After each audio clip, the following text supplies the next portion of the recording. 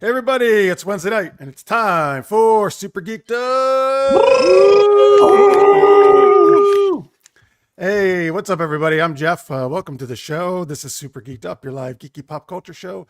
We're going to talk geeky topics, play fun geek-themed improv games. I'm joined as always by my co-host, Fernandez. Good evening, everyone. Wax on. Circular off. waves. Wax on, wax off. So why don't we introduce the original Karate Kid? I don't know if he is or not, but our guest author, Mark Stallings. Oh, man. Wow. He was the inspiration for that movie, actually. I did compete nationally in karate. I was 8th in the holy nation shit! in my I weight called class, it. So yeah, and I gave it up because it's very painful. I mean, competition karate is kind of one of those things where it's a young man's sport. And while I was young, it was fun. But now I'm into Tai Chi and some of the softer martial arts, like what I write about in my novels. Tai Chi is cool. Hang on, I want to ask you more about. Let me just welcome our viewers here. Folks, thank you so much if you're watching live or in post. We got Michael's here, Pierre's here, and Victor. Thank you so much, Victor. He did a super chat just before we started. $5 super chat. Thank you, Victor. That's great. We really appreciate it. The whole cast. Okay, this has to do with our poll. He says the whole cast of Star Trek Next Gen was in Gargoyles. At least 2 people were, I know for sure. Jonathan Frakes and Marina Sirtis.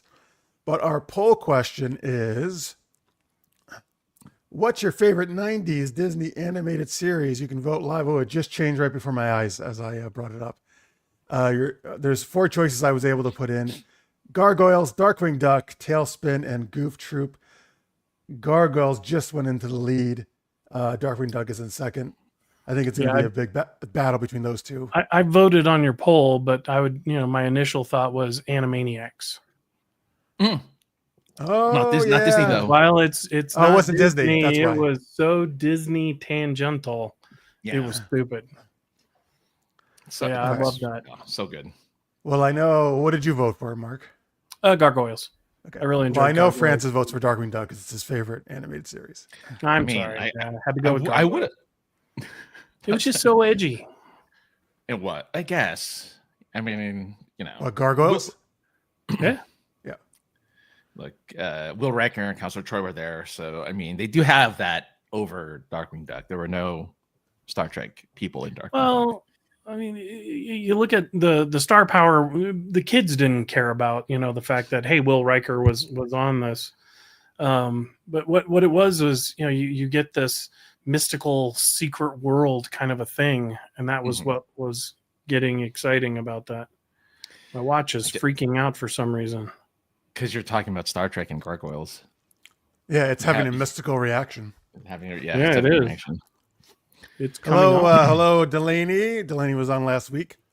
Thanks for being here, of course. And Darkwing Duck was good as well. Victor says. I mean, yeah, you can't. I mean, there are a lot of good cartoons in the 90s. I had no idea that Kate Mulgrew was a voice. LeVar Burton in Gargoyles. LeVar Burton, Brent Spiner, Avery Brooks. It really was everyone in Star Trek. Yeah, really. Everybody. Yeah. I had no idea. I didn't know that either. I just knew Frakes and Sirtis. Yeah. Well, it's kind of how that industry works. Like, hey, Jeff, you know somebody that can, step in? I need a guy that can do a noir character on Thursday. You got a buddy? Bring him. Kind of thing. And that's just how it happens. Yeah, I like it. I'm a fan. The lady says hello. Sorry for not wearing glasses because we all are wearing glasses. Well, I'm sorry, Delaney. You're gonna have to leave. I'm just kidding. Please stay. I'm not taking mine off because I can't see. No, put them back on. Come on, you look good. The whole Clark Kent thing. I couldn't recognize you when you took him off for a second. Oh no, she said because she misspelled hello. I sorry, I thought she was teasing. Okay. Well, no worries. This is kind of the forum for that. Yes. All right. So you said before. By the way, folks, we're going to talk about gargoyles and supernatural creatures. We're going to talk about Baywatch and beach movies. That's right. And we're going to play Super Movie Pitch and Super Loveline later in the show. So stay tuned for that. Mark, did you say you competed nationally in karate? Yes. What was your style? So I did Shotokan karate. And so we competed not just in forms, but individual sparring. And then because I was part of a college team, we did team kumite, so team fighting. And that's where I have not seen team fighting in karate. You have 3 different team members. And so if you win the first 2 matches, you don't do the third. So it's all about 3 points. So it's 2 out of 3. It's not all 6 people at once could fight you. Correct. And so the interesting part about the collegiate kumite is that there is no level competition, meaning they're going to put 3 people out, and whoever you go up against, that's who you go up against. I went against this guy, a gentleman named Hiroshi Allen. This dude's he was a black belt at the time for 20 years, like had a black belt so long it had started going white. And so I had to fight him. yeah, it didn't go well for me. Do they not have like divisions? It was just like not in available. The collegiate. Nope. Oh wow.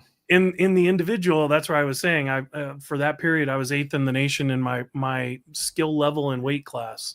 Wow. So yes, you fight people that have been doing karate as long as you, and so that part of it I did well.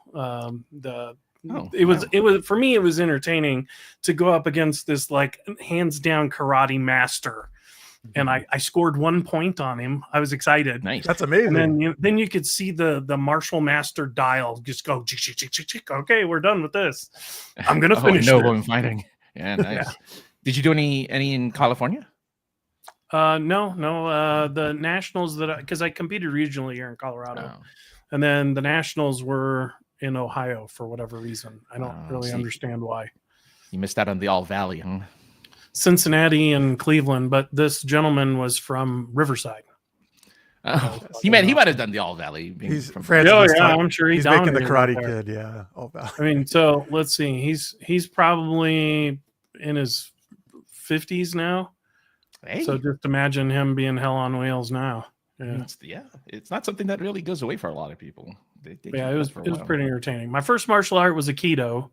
And then I went into karate, and then I hurt myself throughout my back. That was my first introduction. They had chiropractics right on site. So that was my first introduction to chiropractics. It's like literally the guy popped my back and I could breathe again normally. It was amazing. It was magical.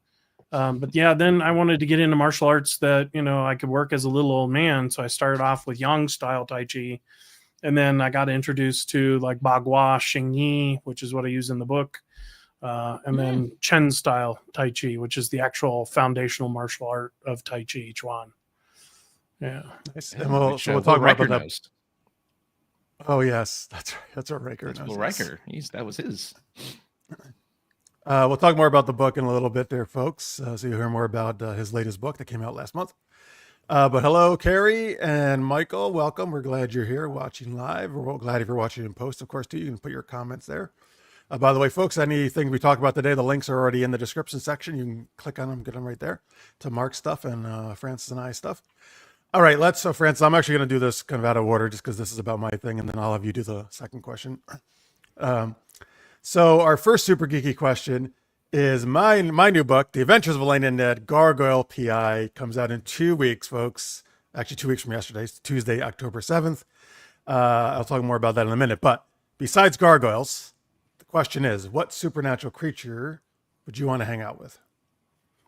So not like permanently, but I'd love to meet a vampire, someone that's old, and just talk about like how did you survive through the centuries and the turmoil. And so you want to be like Christian Slater's character in Interview with a Vampire, interviewing. Yes. Yeah. Except for I don't want to get eaten. Oh, he does get eaten at the end, doesn't he?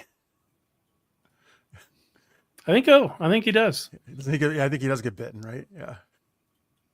So you just want to talk to the vampire and find out about what it was like back in the history, or just how he or she survived? Both. I mean, I saw a clip from Highlander where he's sniffing a beverage and he's talking about a specific year, about how this is when these guys flew their balloon and, this other thing happened. And I was like, just having that memory of ancient times and just that visceral experience of, history in the making. That would actually, you're right. That would be awesome because my degrees are in history. It would be really cool to actually talk to someone who lived at those times. Like, that'd be amazing. Wow. Oh, yeah. I'm sorry. Yes. Okay. I'm sorry. We spoiled part of the end of Interview with the Vampire. Sorry. Oh, dude, it's been out long enough that if you haven't seen the movie by now or read the book, which has been out even longer, he put a smiley face. Yeah, it's kind of on you. All right. So we got Vampire from Mark. Folks, can you tell us in the chat, by the way, as well, or in the comments, what supernatural creature you would like to hang out with? I don't know. I'm still deciding. Francis, what do you think? Oh, really? Oh, I mean, you had don't you have Well, other see, technically I said I would like to hang out with a gargoyle, but I said the question technically says besides gargoyles. So no, but I mean, like, don't you have other? I thought you would have other. Oh, all right, yeah. So what you go and I will cycle through all the creatures in my book, which are a lot. You're right. I just have to I have my answer. Never mind. But what's your answer? Thank you. I don't know. It's so ridiculous because I've been like doing nothing except editing this book. So I don't know why I didn't immediately think of all these characters until you just said that. So a lot of books talk about werewolves, of course. I instead of going with werewolves in my book, there is a werecat, which is like a werewolf, but just think of a cat, a humanoid cat instead of a weird wolf. Tiger, weird puma. Yep.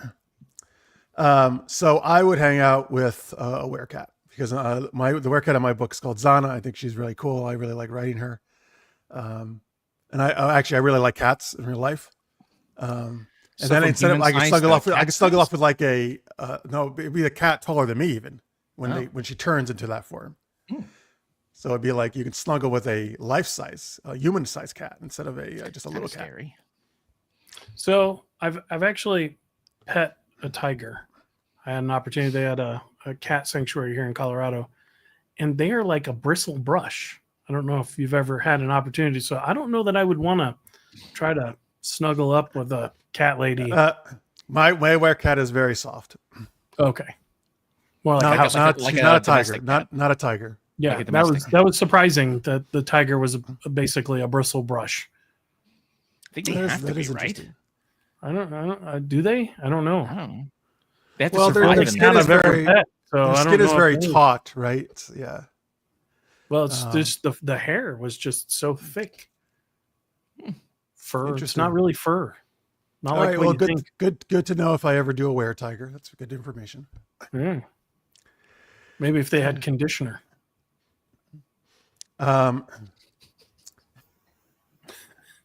You could be the one who conditions the tiger.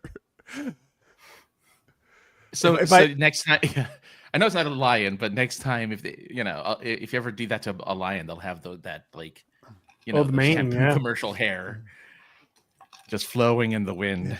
If I have a were tiger or were lion in my next book, I'm going to have a character named Mark who shampoos and conditions. Yeah, with that the brush attachment that goes on your hose. By the way, so Victor says dragon would be his choice because he or she lives so long will not want to drink my blood. And Mark said here you should bring gold as tribute. Yep. If you do, you'll probably be fine. The dragon will like you. It'll be buddies. Carrie wants to hang out with a seasoned sorcerer. It'd be cool to witness them cast spells that don't backfire. Yes. Like Nicolas Cage in Sorcerer's Apprentice. I've only seen a little bit of that. Is he a really good sorcerer? He's the one teaching the apprentice, right? Yeah, he's the one teaching. Yeah. So his spells don't backfire. They're good. No, they don't. Okay. Yeah, for the most part. See, I actually would want to. I would actually want to hang out with Orko from He-Man and see all his spells backfire. That's poor guy. I love Orko. Around when that happens. It's fine. It's fun. All right, Francis, what supernatural creature would you want to hang out with? My original answer was going to be with one of the Winchesters, but they're not. They're just supernatural, people. At times they are, I think. That's true. Yeah, that they can be depending on the season. They can be. Which brother do you want to hang out with? You know what's funny is I can't remember their names. Sam and Dean. Sam and Dean. Okay, so Yeah. I know who's. Okay, now I remember Dean. That would be because he's the one who did.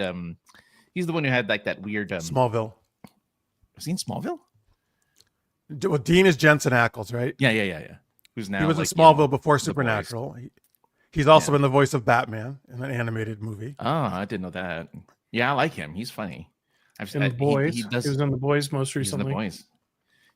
He's one. Yeah, he's Homelander's dad or something like that, or Homelander's Soldier Boy or something like Soldier that. Boy, yeah. yeah. But I guess if I had to pick something outside of the Supernatural TV show universe, I'd probably pick. I think I picked this the last time we had a question like this, which was Succubi. Of course. You know, I think that's the answer I gave the last time too. No, that's a smart answer. Yeah, as long as she doesn't Succub- kill me. Yeah. Well, that's I talk about the danger in the book is you know like they might take too much and kill you. You got to be careful. You Yeah, need a Marcia, Soldier Boy, succubus tell who him. has control. Yeah, exactly. Or at least is conscious that they're doing like, you know, here's a little bit. That not the whole thing though. You need like a Lost Girl, the show Lost Girl Succubus. That's what you need. Is that really? Oh. Yeah, Lost Girl was a sci-fi network show from Canada. Oh The main character was a succubus. I actually did a panel with the cast on Dragon Con one time. That's in like my I have it in one of my watch lists to eventually get around to watching it. It's a good show. Let's see here. Oh, hello, Emmy. I'm watching this and Survivor. Oh, we're much better than Survivor, but thank you for watching us. They don't talk about succubi on Survivor, I bet. It's true. Unless they could talk about, can you survive as succubus? That's what they should do. Oh God, I would watch be an that show. interesting competition. Yeah, it's like it would be who can last the most sexually. Stamina. So I haven't thought about They could Survivor. put that on broadcast TV though. No, it would be their special paywall after hours content. Late night edition. Yeah. Let's shift this over to Paramount Plus. Exactly. Do pay. Get a lot of subscriptions to Paramount Plus. There you go. Wow. What were you saying, Francis?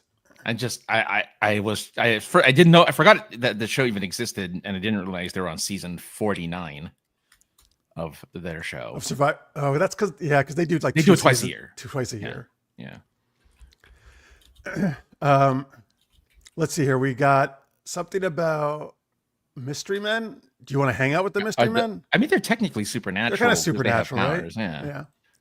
Marcia says yes. Jensen Ackles plays Soldier Boy. Hello, Marcia. Welcome.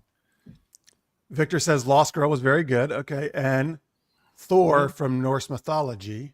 Oh, you want to hang out with Thor? Okay, that'd be cool. Interesting supernatural. Yeah, been around forever. Yeah. Yeah, a lot of stories. Yeah. A lot of stories about his hammer. Stories about his hammer. I feel like that's all he would talk about is his hammer. So that's not a Marvel thing. Thor really had a hammer, like Norse mythology. Yeah, Thor had a Mjolnir, hammer? yeah. Okay. Yeah. Okay. I had no idea. I thought it was just like something that Marvel's like, just give me a hammer. He's the god of thunder. Marcia says she would want to hang out with Scottish fairies because I love mischief. And Don't eat accents, I'm food. sure. What'd you say, Mark? Don't eat the food. Oh, yeah. What do fairies? Do they like drug it? Is that what they do to the food? Well, it's all about a bargain, right? Oh, if you eat the food, you've made a bargain. Is that the deal? Yeah, you now are beholden to them, and yeah, And they what? So they can like make a demand on you later. or make you do things. Yeah. Oh, okay. Don't have a meal with fairies. Yeah, because of the accent. She says, obviously, Francis. Yeah. Oh, she wants to be the fairy. Okay, I see. Oh. There you go. She wants to get bargains with people. All right, that's good. We've got a lot of good choices there. Any other ones anyone wants to throw out? Any besides a vampire, Mark? Anything? Anybody else you want to hang out with? Well, just the sorcerer idea was interesting. You think about like a lich. I've been reading a book series about a good lich. So Now, hang on, a lich. So I know lich is from like D&D. Is it like Normally, What is it's exactly a is a lich? evil wizard that puts their. I mean, it's kind of like Voldemort, right? They put their soul into a vessel so they can live forever. Oh. Okay. So it's not a new. And you want to hang concept. out with one of those? Well, it would be interesting. Well, that's why I said a good lich, not one that wants to eat my soul, but just somebody again that's got massive arcane ability, and how did they find it? Were they born that way? Was they go to evil sorcerer school? I mean, Evil sorcerer. I love evil sorcerer school. I hope that's what it's called too. Just evil sorcerer school. I mean, somebody taught them. It would be interesting. I mean, they don't do that anymore. What if they're self-taught? But did they find a book, a gem, something that A gym? Oh, a I gin. mean, I've tried to learn stuff. A gin. I thought you said a GYM gym, like they worked out in their sorcerer skills. No, like a magic jewel. How's that? Oh, gem. I would like to meet a gem. gem, though. See, now I thought you were saying gin like the genie. Yeah. Well, that is some supernatural being that guides them. I mean, the self-taught is impossible. I kind of want to meet a genie. But wait a Sounds minute. like a story. You want to grant? You just want to be granting wishes? That doesn't sound. No, like I fun. want to meet a genie. Oh, meet a genie. Yeah. I don't want to be one. No. But don't sometimes the wish can't? I mean, a lot of times they give it to you, right? But sometimes it's kind of mischievous, right? Like the wish backfires on you. Technically, the moral of the story with genies are there's always a price for every wish. So if you wish to be wealthy or something, it's money that's stolen and put into your bank account. Or like if you want to be super strong or something, it's like, well, then you sap the strength from all these other. There's always like a price to pay for genie wishes, unless you're very specific. It's like the movie. Did you ever see from the '90s? It's with Elizabeth Hurley and Brendan Fraser, Bewitched, I think it's called. Bewitched, Bedazzled. Bedazzled, sorry. That's the one. Yeah, where she's the devil, I think, right? Yeah, he wants to be rich, and so she makes him a Colombian drug lord. Yeah, and one wish, he wants to be like a famous rock star, but then when he tries to sleep with girls, he has a micro penis, and they don't like. So there's always some terrible negative thing that goes along with it. I want all right. I want the she world's likes largest cock, and you get a 50-foot chicken. Right. Yeah. Hey, but that's the best fry up right there. I mean, man. Thing is, though, Elizabeth Hurley at that time period, I would be very hard to resist her. Yeah. She's pretty smoking. Marsha, by the way, is also a chaos junkie. That's why she wants to be a fairy, I guess, and do all these bargains. Yes. All right, So cool. she'd either be a fairy or a crossroad demon. Oh, a crossroad demon. Do Can they I only tie hang it out at back to crosswords? the Supernatural with Francis. Oh. a show that I watched very little of, yet I reference it. I think we knew that by the fact that you didn't remember the names right away of the two main characters. I forgot. But yeah, so you chose Dean instead of you didn't want to go with Sam and who became Walker. Every time I saw clips or from at the point of the show where I was at, Sam felt so like he was too damaged at the time because I think he lost his girlfriend right in the first season, all that stuff. She had a lot of stuff happen to the ceiling and gets immolated. Yeah, so at least Dean had he had more of a sense of humor for some reason. I don't know why they gave him the sense of humor, but he was the funny one. Well, because he didn't see his girlfriend die in front of him. That's true. He didn't self-combust, so that's true. Yeah. Marcia says, I love Sam. That's good. See, I feel like everybody wants Dean, so I'm glad Sam gets some love. Well, he was Walker, Texas Ranger for a while. I think. That's what I'm saying. He was Walker. Marsha also says, I didn't think of that. Crossroad Demon would be interesting. So I've never watched the show. Do they only hang out at crossroads, these demons? No, not really. It's just that's where you go find them. What do? Do they make bargains with you? Yep. So you want your phenomenal rock star abilities? Well, then you need to sign this contract, and in 5 years, I'm going to give you cancer and kill you. Oh, Jesus.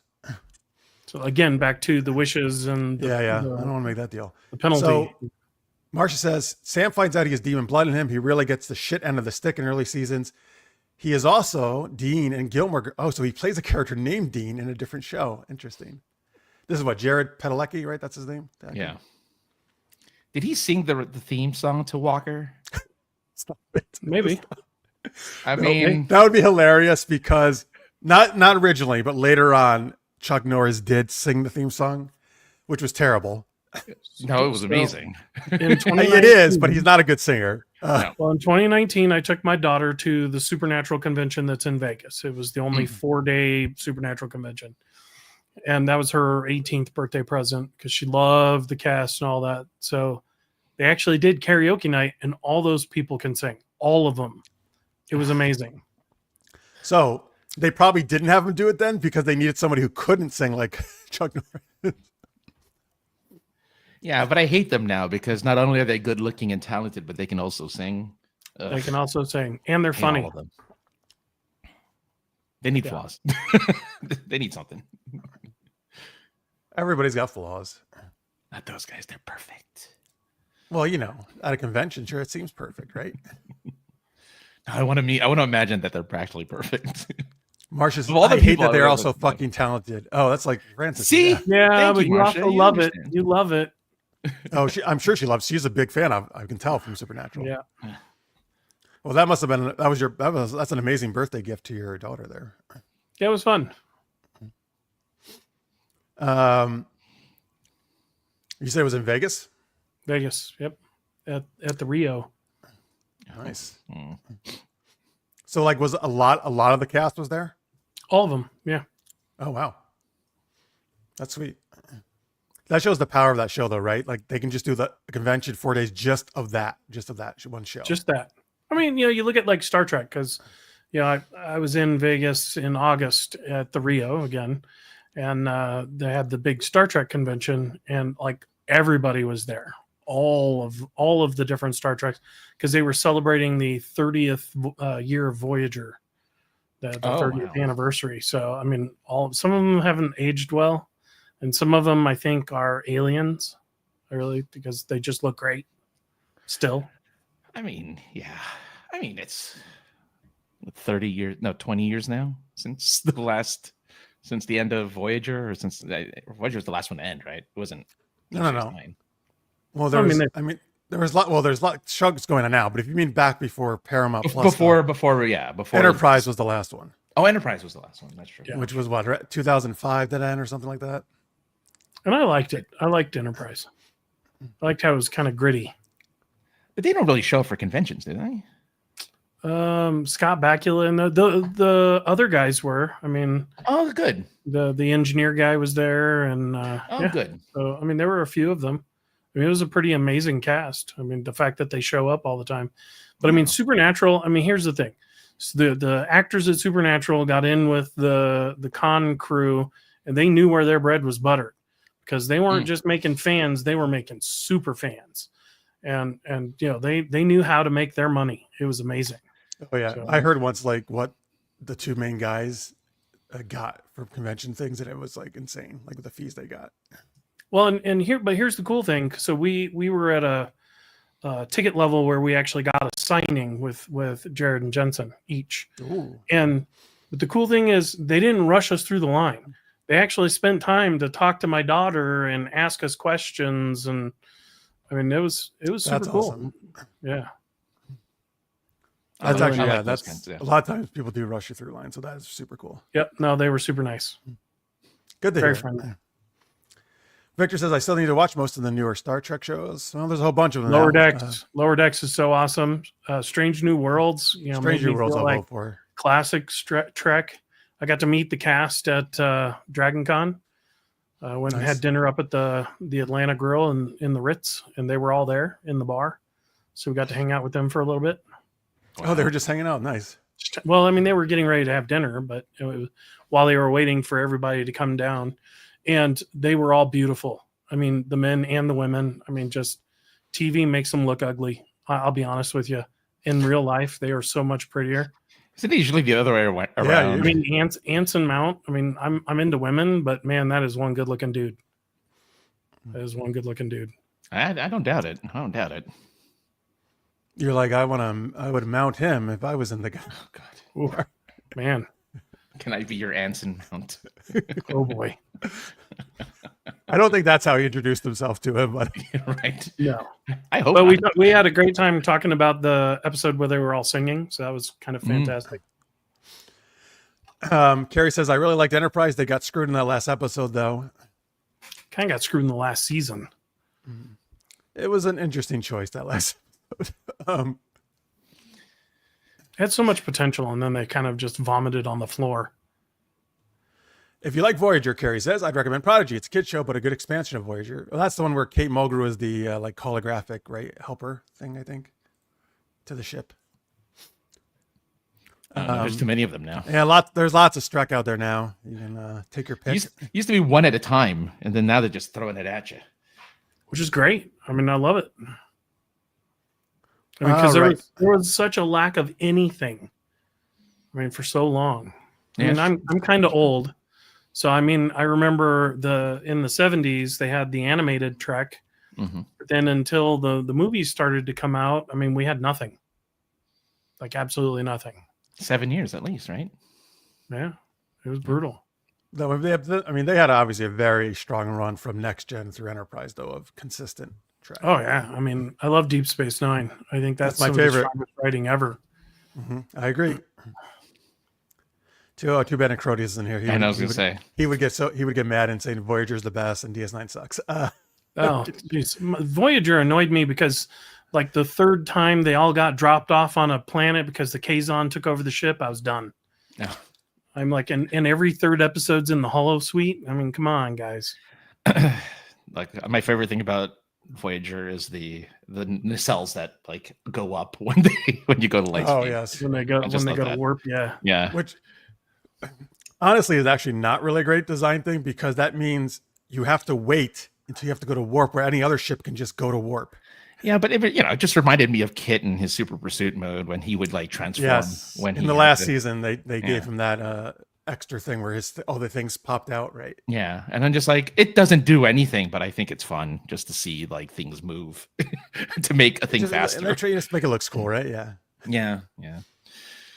Right. So that like angling them, that's what gives it the super warp. It makes it more aerodynamic in space. I don't know. It was really such a weird design choice, but I'm like, hey, it gave it something. It gave. Right. TNG had the saucer separation. They always tried to do something, right? Yeah. Exactly, right? Yeah, the saucer separation, and they had the cells that went up. Yeah, it sucks for you if you're in the other side. Hi, guys. Yeah. We'll be back here in engineering. Well, no, but that's still actually that was the better side, because that's where the warp nacelles were. Right. Yeah, you only had impulse power on the. So actually, yeah, it was worse to be in the saucer section. Yeah. But I did like that when it separated in the movie. Will Riker had in Generations. Will Riker had the like 1990s Logitech control joystick as like the thing that controlled the saucer. Was that section in the saucer or the other section? It was the saucer section. No, it was right. It was in the body, and he had the joystick. So stupid. And I'm like, what are you talking about? You guys are typing. You can tell the computer where to go, and now you're using a joystick. Oh boy, yeah. Some of those. I mean, some of the movies are great. Some of them they really jumped the shark. I liked it because it was stupid. Right, super duper warp is what they should have called Voyager's nacelles. Mr. Paris, go to super duper warp. Super pursuit warp. Give me my coffee. Yeah. I am Star Trek. All right, yeah, we're all Star Trek. I wish there were more sci-fi shows. That's why I've started reading more books in different settings. Well, we'll tell you about some books in a minute, actually, from me and Mark. I like some of the Star Trek books that came out. Next Generation. Oh, yeah, okay. There's lots of Star Trek books. That's true. Yeah. Never really got into the Star Trek books.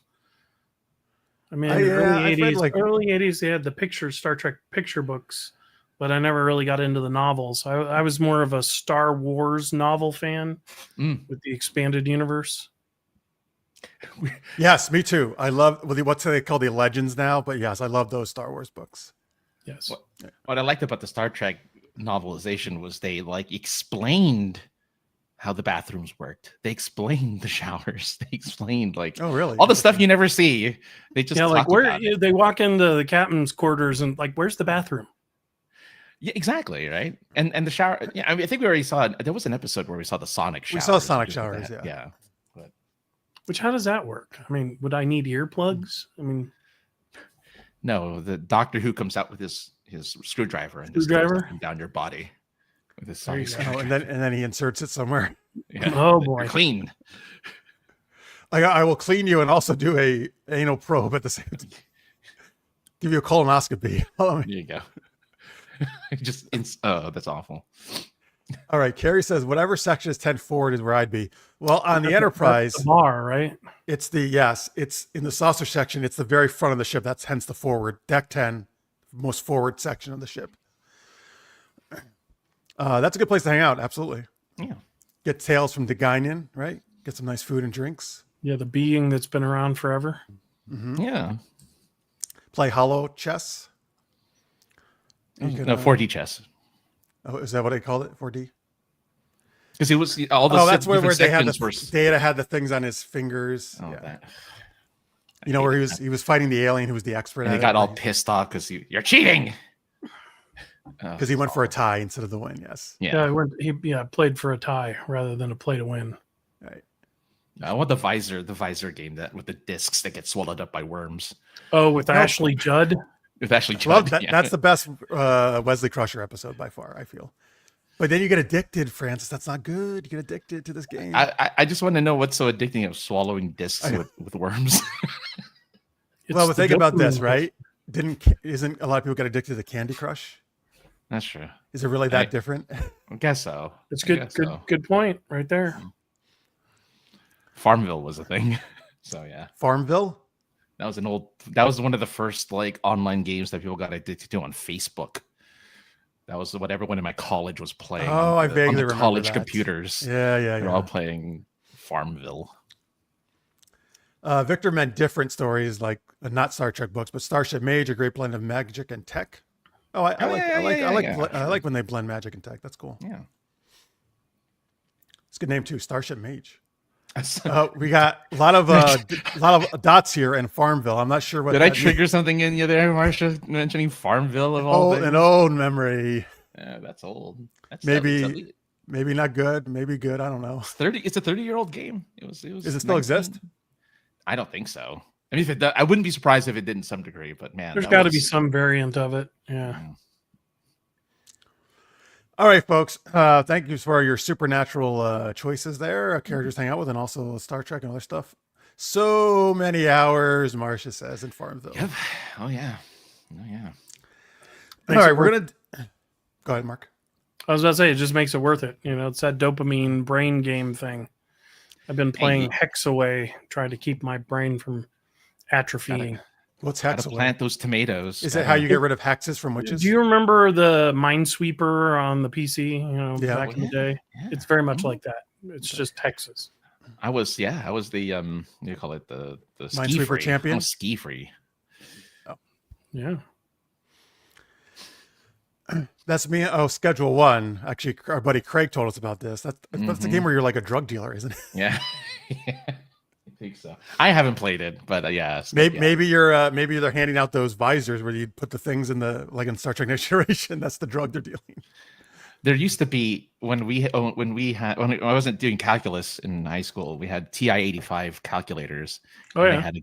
They had a game called Drug Wars, and it was another simulating game where you sold drugs on your little graphing calculator. It was such a stupid thing.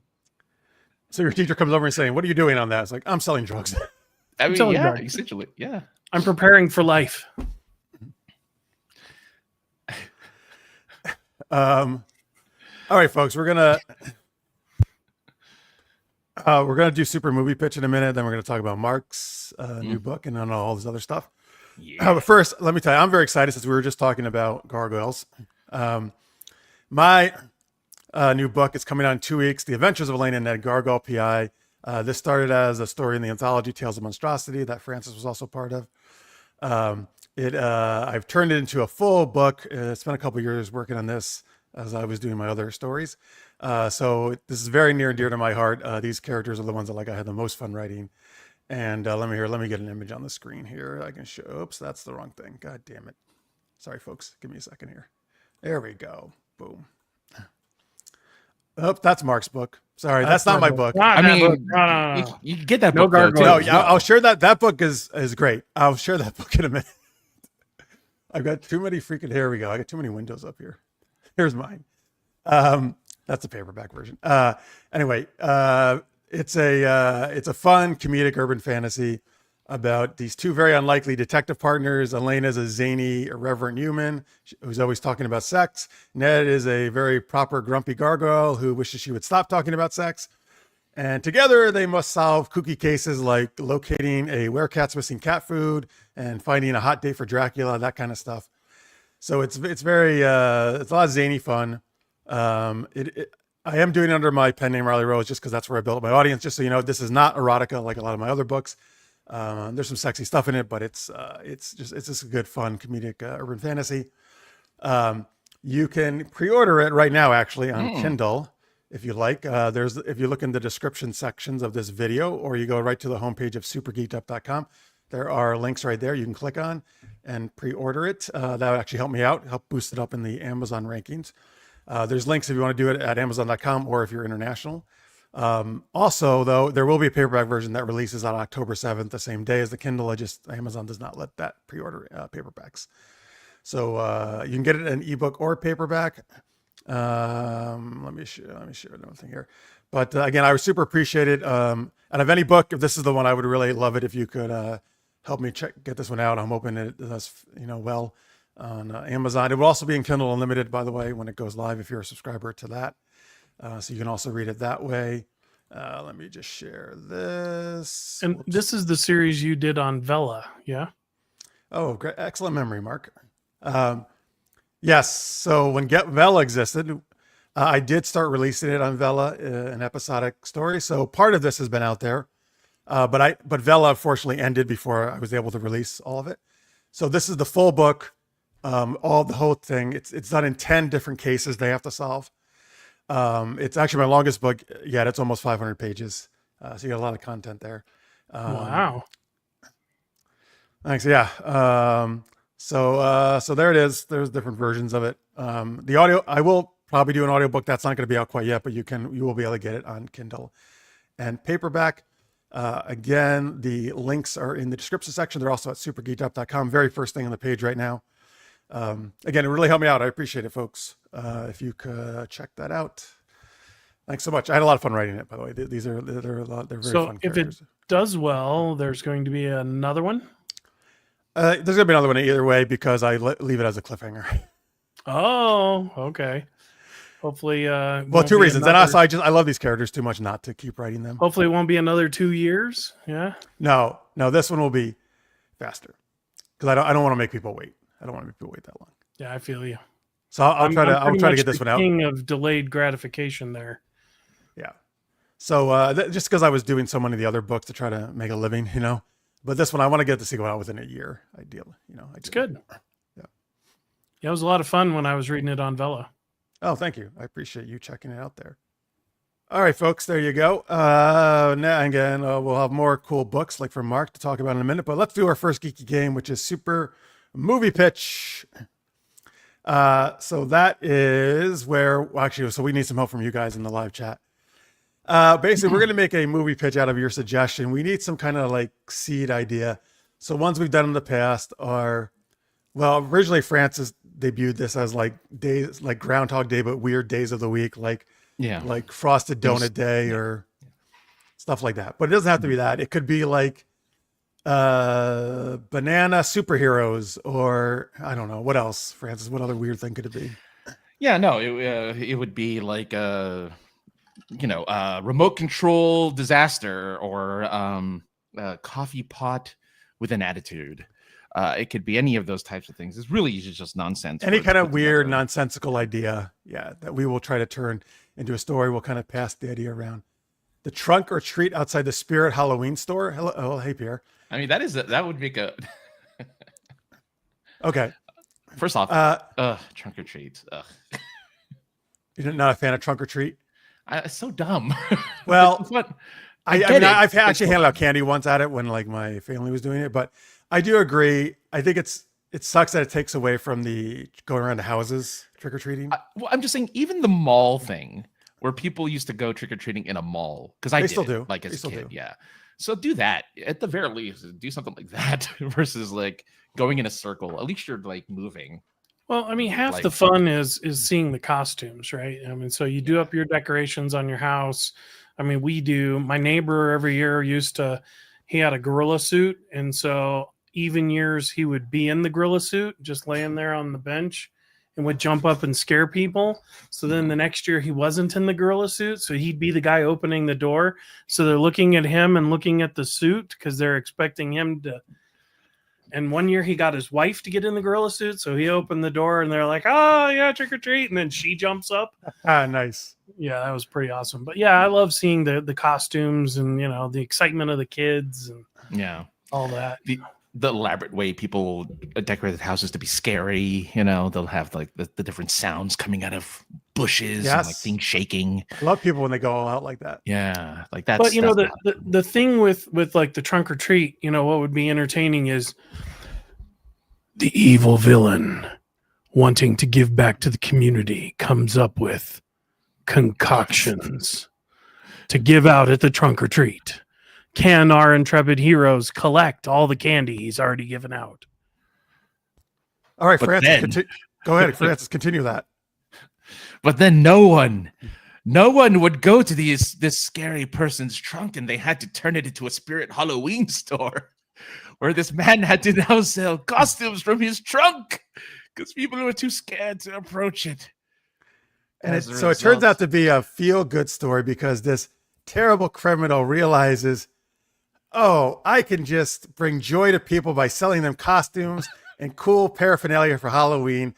And I feel so happy about doing this. I renounce my life of crime and just open up a whole bunch of different stores across the country. The spirit Went very of trunk or wholesome. That treat. went very wholesome. Yes. There you go, Pierre. That was your trunk or treat. By the way, Victor, this is great news. He says your book has been showing up on Amazon, a suggestion for me. Oh, that's wonderful news. Thank you. Glad that's actually I'll working. have to go look. I mean, I don't know because I was a Vela. I wonder if it shows up for me. That would be fantastic. I don't, if they did that, if they actually did something with the Velo useful, like made it suggestions for people. It would make sense for people who didn't continue their Vela, though. That's the only thing. Well, but I mean, the whole program immolated, so I mean, it's gone. Yeah, they just Right. they ended the whole program disappeared. Like you can't even. Oh, but I access thought you were saying like they transformed as like compensation. They start advertising for. it. Well, no, that's what I'm yeah, it would saying. make It would be sense. smart if they said, "Oh, we tracked who read this on Vela, so now we will tell them the book is out." Okay. I don't know if they are doing that. I think that's too much credit to them, but that would be great. Exactly. I feel like they just Vela threw in the garbage and then just washed their hands of it. But Which is Anyway. unfortunate because they know who actually subscribed, who actually gave you reads. oh, they know everything. And you would Yeah. think, hey, if Mark read it here, he'd be willing to buy it. Mhm. Which would be good for them too, right? Because more yeah, money they for sell them. more money or sell more books and make more money. Yeah. But no, they do a bunch of dumb things. I'm sorry, Amazon. If you want some ideas, call me. They should call you. They should call you. Yeah, just regardless. All right, let's talk. Let's look at Victor's idea here for a super movie pitch. Auto repair shop that deals with supernatural clients' cars. Oh yeah, yeah. You look at like Supernatural, like the Impala that they had, and all the bad things that happened to it. So imagine being the auto mechanic that gets that, where it's like, okay, we need a pop-up trunk that has weapons racks that it stays secure so that somebody doesn't just crowbar open our trunk, but we need to have all the weapons of easily accessible if we have need. Can you hook me up? That's when the auto repair shop guy accidentally mistook those kind supernatural car owners as vicious killers who were trying to invade a trunk or treater in a previous installment, and end up calling a bunch of supernatural people who deal with supernatural phenomenon people, and therefore they call the 4 best men in New York, just run-of-the-mill guys who are just trying to make a buck, that have proven they can work on a hearse. They've proven they can work. Now they can upgrade your vehicle. Exactly, and so they're called on the case. It's like when you go to ski towns and they're the ski rental shop, and in the summer they rent bicycles and motorcycles. They're hey, we're Ghostbusters, and we can hook up your vehicle. Exactly. So these fellows, these Winchester boys, were excited that this quadruple, whatever you call it, quad squad was going to show up. But unfortunately, they said, "Oh, we were tired for the second time," and somebody else showed up instead who is great at fighting criminals, and it was Walker, Texas Ranger. Oh, jeez. and he said, "Wait a minute," to the one brother, "You look very familiar." And they were like, and then Sam said, "Oh no, you must be a demon doppelganger." And Walker and the Winchester boys had a shootout in the garage. And then how did it resolve, Mark? But they find out that Walker, Texas Ranger is actually Sam from a parallel dimension. Don't watch later seasons of Supernatural. Oh, okay. And so he pulls out the magic knife that Dean is tied to, Kane's knife. And so he basically brings the brothers to their knees saying, "I am not who you think I am." And it ends with a very stirring speech that goes, "In the eyes of a ranger, the unsuspecting stranger had better know the truth of wrong from right." And the eyes of the ranger. And over the credits, there's a big musical number. Yes, starring Chuck Norris. Like Wayward Son. Man, best theme song. Look it up. Best theme song. But does he sing it? Did you look up? Did he sing it? Chuck Norris? No. No, he doesn't. Jared. Jared does not sing the theme, sadly. So wait, Dean was like tied to a knife? Yeah, they went and got Kane's knife, and so the actual knife that Kane used to kill his brother. And so Kane and Abel? They needed the knife. And so Dean got the knife, and it like bound to him. So anybody who has this knife controls Dean? Not necessarily, but in our movie it did. Okay, good. That was how he showed that, hey, I'm not who you think I am. I see. Gotcha. Good twist. Hello, Johnny. He says, "Hi, yes to you. Welcome." We're doing super movie pitch, which is if anybody wants to send in one last idea, we can do it. Or if Mark, if you have a weird idea, we can do that too. When you sent me the thing, I was like, I've been kind of percolating on an idea around that, but one of the things that I was kind of thinking about was, what if you had a villainess where you have a very bad person that just somehow accidentally falls in love with a normal guy. And so, I have my little pitch because I wrote it up, just because I was like, I was just fascinated by this idea. All right, here we go. Evan Brewster is the nicest guy in town. Soft-spoken barista who knows every customer's order by heart and never lets a bad day stopping him from offering a smile. But when one seemingly ordinary latte turns extraordinary, his world changes forever. That morning, Evan pours a latte for the city's most feared villainess, Nightshade, who sweeps into his cafe in disguise.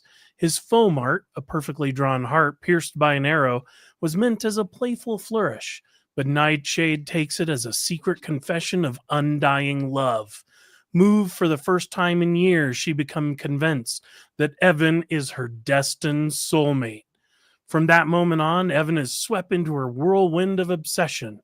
She kidnaps him to her lair, intent on infusing him with powers that will elevate him to her level. but Evan knows one wrong move and he could be destroyed. Wow, that's impressive. You just did that today.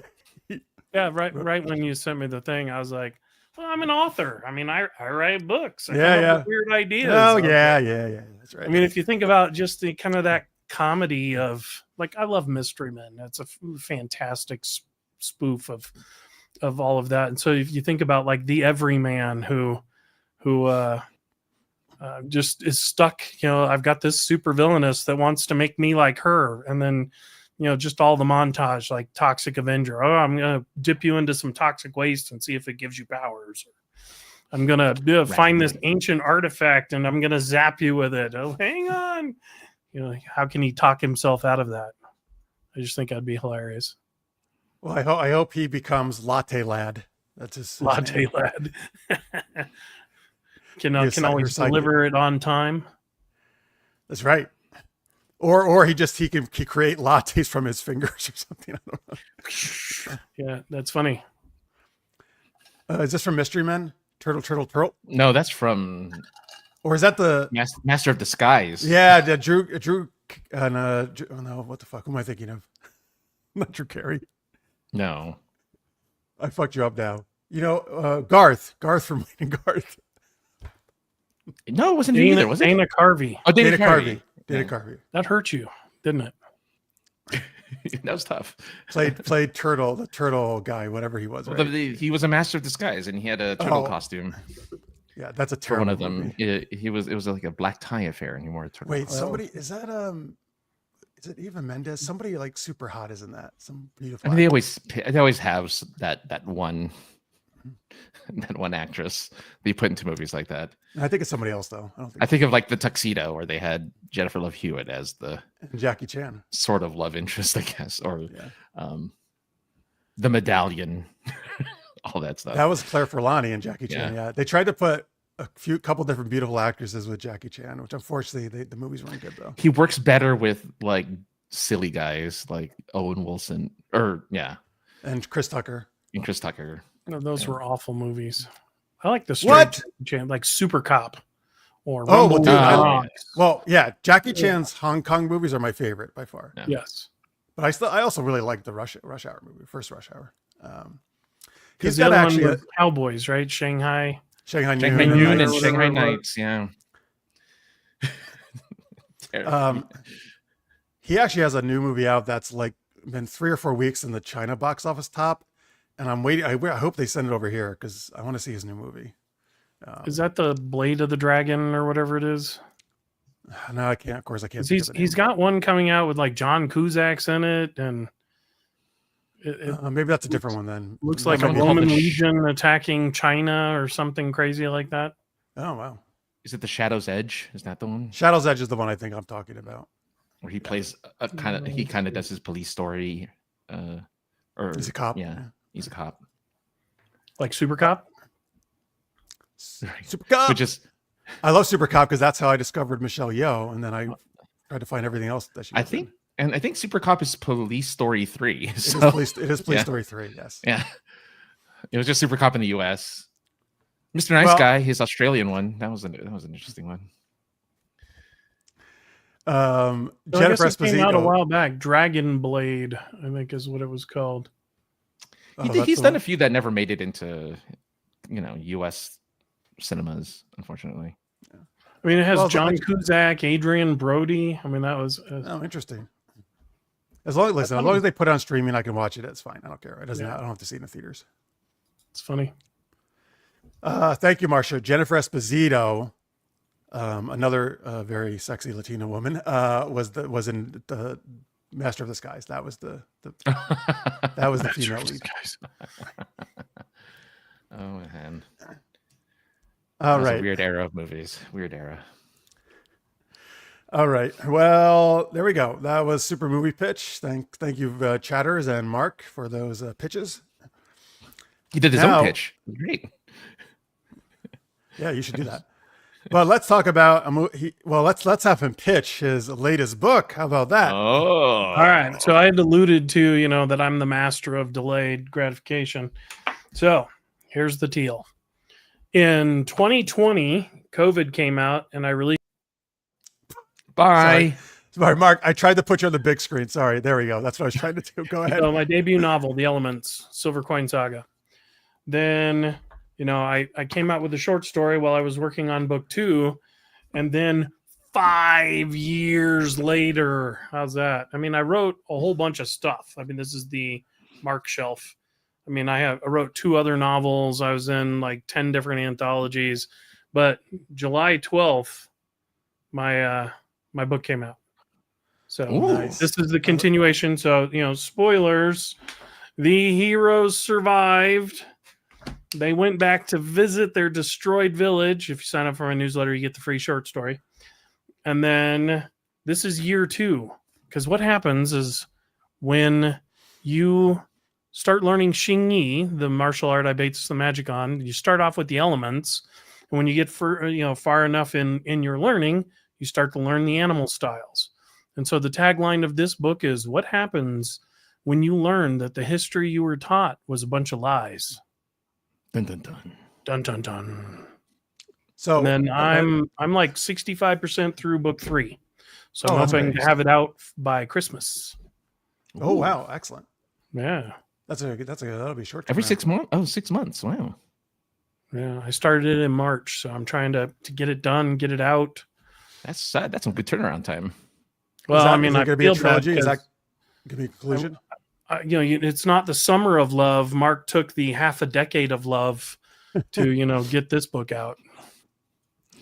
Will book 3 be the conclusion? Is it a trilogy or is it more? So it will be the conclusion of the first arc. So when James Hunter, my publisher at Shadow Alley Press, got together with me to come up with the series concept, I said, okay, here's the slice of bread or the loaf of bread. I don't know how to slice it. And so he asked me where I would do it. And so I said, okay, I think they defeat the first bad guy. He's like, that's a lot for one book. How about we make that 3 books, and then you can start working up the food chain of the little bads before you get to the big bad. And so I'm a Robert Jordan fan up to book 7. I know there's probably people out there. Book 7 was a slog. And the reason why I say that is that's when Robert Jordan started yanking back Forsaken, and I just felt betrayed as a reader. My favorite character wasn't in it. It was just felt like he was just, Who's your favorite character? Slinging Matt. Matt is my favorite character. Oh. Talk about the Marcia king of agrees. chaos. It was a slog. And so it is 14 books long and like it is 14 books long, pages. but here's the deal, right? I started to feel betrayed as a reader. You get the main character hand, and he's accomplishing these tasks and defeating these little bads in his quest towards getting to the big bad. And then all of a sudden they start yanking the little bads back and ginger betting them for no apparent reason. Doesn't really use them. It's just like he was getting paid by the word. You could feel it in book 8. I made it to book 10, and then I'm like, I'm so done with this series. So what I wanted to do is hang on. Can we tell readers, because I actually haven't read it, what series are we talking about? The Wheel of Time, Robert Jordan. Oh, Wheel of Time. Okay. Yeah. The Wheel of when he started like using 2 pages to describe furniture in a room, I'm just like, okay. And that's my least favorite thing authors do. Nenave is yanking her braid out of her head every 5 seconds. That was like, dude, come on up with another character text. She can do something other than pull her hair. That's for after hours. But anyway, what I wanted to do, I wanted to create a series that had some length. So it's forecasted for 11 books if it sells well. Ooh. And there is a continuing sense of accomplishment every step through this. Excellent. I want to ask you more about the book, but let me just go. Craig Nodachi just joined us from Wales, so I know it's up in the middle of the night there. I think he's talking about what is he talking about? That was a tough one. If it's straight 90s cartoons, our poll, I think he's talking about. Oh, for the Disney X-Men, Batman, Real Ghostbusters, Biker Mice from Mars. If it's just not Disney. I see. Yeah, a lot of good non-Disney stuff as well. Thank you. Great. Craig. Craig was on, when was that? Last week? No, a couple weeks ago, I think. No, a couple weeks ago. Well, there's a whole bunch of 90s anime that was really good too. Yeah. All right, but back to the book. I want to ask you here. So I see the whole ton of animals. This is a cool cover, by the way. I see a whole ton of animals here. So do they use all these different animal martial arts that I'm seeing on the cover? Yes. So what I wanted to, as a departure from book one, where I actually have formal classes as they learn the elements, I wanted to kind of steal from World of Warcraft, where they actually go back in time in these instances, right? And so, like, to go visit history. And so I basically portray each animal as an instance where you go back and you learn from the master, and then you learn these skills and then practice them and come back and then you're sparring. And so what happens is the main character, the little non-spoiler, when he goes into an instance, he sees something different. So he sees history as it happened. And all of his friends are getting the 400 year ago programmed doctrine. So they don't, and so he's comparing notes with them. And it comes out that because he's learning different techniques in one instance. And I kind of steal from like traditional Japanese martial arts, where you learn a technique that's very flamboyant in the modern sense, but then you go back and look at the classical technique, and it's a lot more powerful, a lot more animated, and things like that. So, yeah. So that's the whole thing about book 2 is you go into the 10 animals. They're going to learn the 10 animals, and then you learn the dirty secret that you found out at the end of book 1 is that they think that there are 14 animal styles, and he is the 15th. Ooh, that's cool. Yep. This is Mark's website, by the way, folks. I also had the Amazon page up where you can get his most recent book. By the way, these links are also in the description section, so you can click on them right below, and they'll. Yep. And all of these books are on Amazon. The 2 novels are in KU, if you're into KU, and depending on how sales, we'll know Kindle Unlimited. If you are a voracious reader, I encourage you to use it, because $10 a month for all you can read. I would have made Amazon cry in the 80s if it had existed. Yeah. I hate to do this. I've got to pull a Jeff and use the restroom real quick, so I'll be right back. Yeah, no worries. Pull a me, geez. Go take a crap. Okay. Oh boy. Well, that's why they make fun of me when I have to go to the bathroom during the show. Yeah. So book 3, like I said, I'm trying to get it out by Christmas. What's the title of that? Do you know? The Phoenix. Which is that secret 15th animal style. That's a good secret one, the Phoenix. Yep. I like that.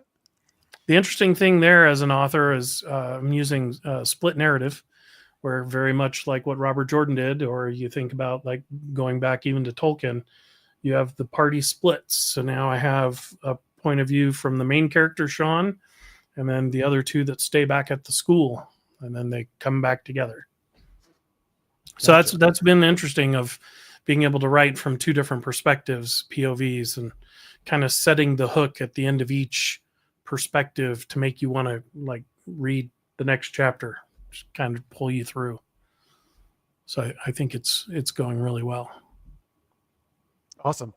Sorry, I think you mentioned the name, I think, of the martial arts style. Xingyi. Is that one you made up? No. So it's a real martial art. So if you look at Chinese martial arts, there are 2 schools. There's the Shaolin Kung Fu, which gets you like Wing Chun and all that. Yeah. And then there's the Wu Dang, which is Tai Chi Chuan, Baguazhang, and Xingyi. Those are all the kind of soft styles. Because I've had to research some of this stuff as well for my books, and I've also taken Jeet Kune Do. I separate it kind of as a northern versus southern style. Is that what you're talking about, or is it? Well, kind of. It's a little different, and in that, like Bruce Lee studied Wing Chun, right? And the whole philosophy there with Ip Man was breaking the traditional chess match of Shaolin Kung Fu. I do X, you're going to do Y. I do 4, you do 7. That kind of a thing. And so kind of breaking that mold. Bagua, is a very circular martial art, and the whole, I was about to say I have a Bagua sword up here, but the whole idea was it was developed by bodyguards to try to keep their principle alive, right? So it's very circular, very brutal. You don't really see Bagua tournaments. So that was, I got exposure to that. Studied Chen style Cheng Yi Tai Chi under a woman out of China, and Ken Cohen out of Boulder, Martin Kelly here in Colorado Springs. I mean, so this woman. So it's all based off of real kung fu and real martial arts, yeah. And so, like when I started the first book, The Elements of, because I studied Qingyi for a very brief period before I moved into Bagua. But, I got together with my Sifu and we talked through the different techniques and everything like that. So in book 1, there's a strong foundation. And I wanted to base it, because I have magic powered martial arts. So I kind of diverge from classic Qingyi. But I wanted to base it on a real martial art in case people wanted to go learn it. That's cool. Very cool. Yeah. By the way, Johnny, Johnny says, take it to Jeff Classic. I'm using that. I didn't say that. Please don't. That's like the worst thing Francis ever said. I didn't say that, though. You said almost the same. You said, I'm going to go do a Jeff or something. No, I said, yes. I said I was going to pull a Jeff and use it as Jeff. Yeah. Oh, take it to Jeff. That's worse. Johnny, don't say that. That's worse. Yeah. Giving me the Last Airbender, right? Avatar: The Last Airbender vibes. Because if you think of that like Dragon Ball, original Dragon Ball, not the perversion that is Dragon Ball Z, or like Naruto, The Last Airbender, they're all wuxia, which is made up magic powered martial arts. I mean that's all it is. So I'm a big fan of all of those, not Dragon Ball Z, as you can tell. But Naruto, Last Airbender, watched Last Airbender with my kids, love the live action version of it. I mean, it's just so much fun. You mean the Netflix show, right? Yeah. Not the movie. The movie was okay. I mean, a little whiny, but I like the actual TV show. Okay. I actually just recently went to a wuxia film festival in my area. It was great. Oh man, Crouching Tiger, Hidden Dragon. That's probably the best there. That was technically the official U.S. introduction to the. I mean, as a genre, it's been around 600 years. Romance of the Three Kingdoms, yeah. Yeah. Mark, you almost gave me a heart attack there. About what? Maybe loving the movie? You thought? I don't know. What was the heart? Let us know what the probably loving the movie versus loving. Well, that's why I had to clarify. Action TV show. I think it's a great introduction for the people that they give a condensed version of the cartoons. I encourage everybody to go watch the cartoons. That's really the best. Yeah. Mm-hmm. But I agree. The live action, they do a good job with the series, the live action TV show. Well, especially for people that have never seen it, right? It's a great introduction to I really want more. I want to go deeper. So it's like the difference between a graphic novel and the novel. Mm-hmm. Yes. Yeah. Michael says you studied Wing Chun, I think is what he means here. Martial arts, Mark? I did not. I studied Xingyi, Bagua, and Tai Chi Chuan. Which Tai Chi I think Chuan I think he's doing the song. Oh, everybody Wang Chung tonight. Yeah. Oh, that's a smiley face. Makes sense then. Sorry. Or they were all kung fu fighting. And yeah. They weren't. I do like the Wang Chung. Some of them were doing Xingyi. That was a good, Michael. Sorry, I didn't catch that. All right, good. So fine, folks. Let me just put it on the screen here. Check out Mark's book, The Animals, on Amazon. You can also get the book 1 if you haven't read that, of course. And for having a 5-year hiatus, it's done really well. I had a great time selling it at Dragon Con. So that was one of the things I purposefully went for, was to be able to meet people and sell the book. Had a great time. Awesome. Mission accomplished. Yeah, so check it out, folks. Again, these links are in the description, so you can just click on them. All right, let's go to our second super geeky question, which is what, Francis? Oh, yeah, sure. Hey, look, it's no longer summer, but they did announce that a new Baywatch television show is coming next year. So we want to know what your favorite. Do that? First off, don't be sighing, Francis. I'm excited. No, yes, actually, I read that last night in Variety. Fox in the 2026-27 season, they will air a 12-episode new Baywatch.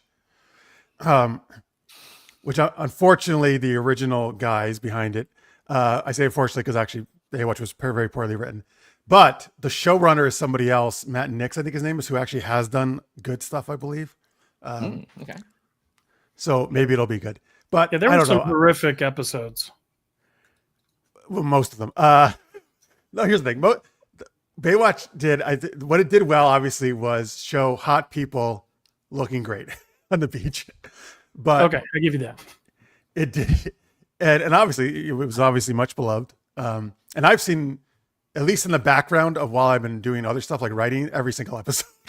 Not like I paid attention to every single episode, but at least I watched it. So I don't know. I'm excited actually because I still have kind of a soft spot for Baywatch. But anyway, what is the question, Francis? He did. I was just gonna say this guy, Matt Nix, has done shows like True Lies and the TV show, Yeah. The Gifted.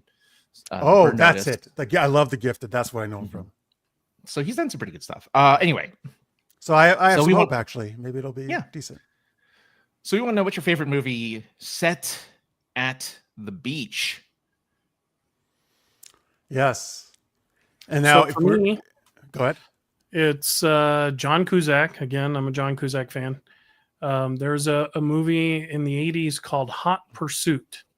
Yep. And it's about a college kid whose rich, beautiful girlfriend, her parents are going to go on a vacation.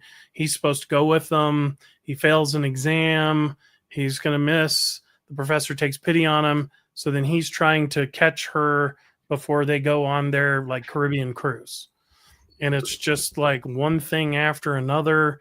I mean, it's got like Robert Loggia in it. It's got Jerry Stiller and Ben Stiller, like Jerry Stiller, Ben Stiller's dad. Yeah. I mean, it was great. I mean, it's funny. It's a love story. He's chasing the girl, and just all of the comedy about him trying to meet up with her in the end. And it was just fantastic. Hot Pursuit. Hot Pursuit, Nice. You said 80s, right?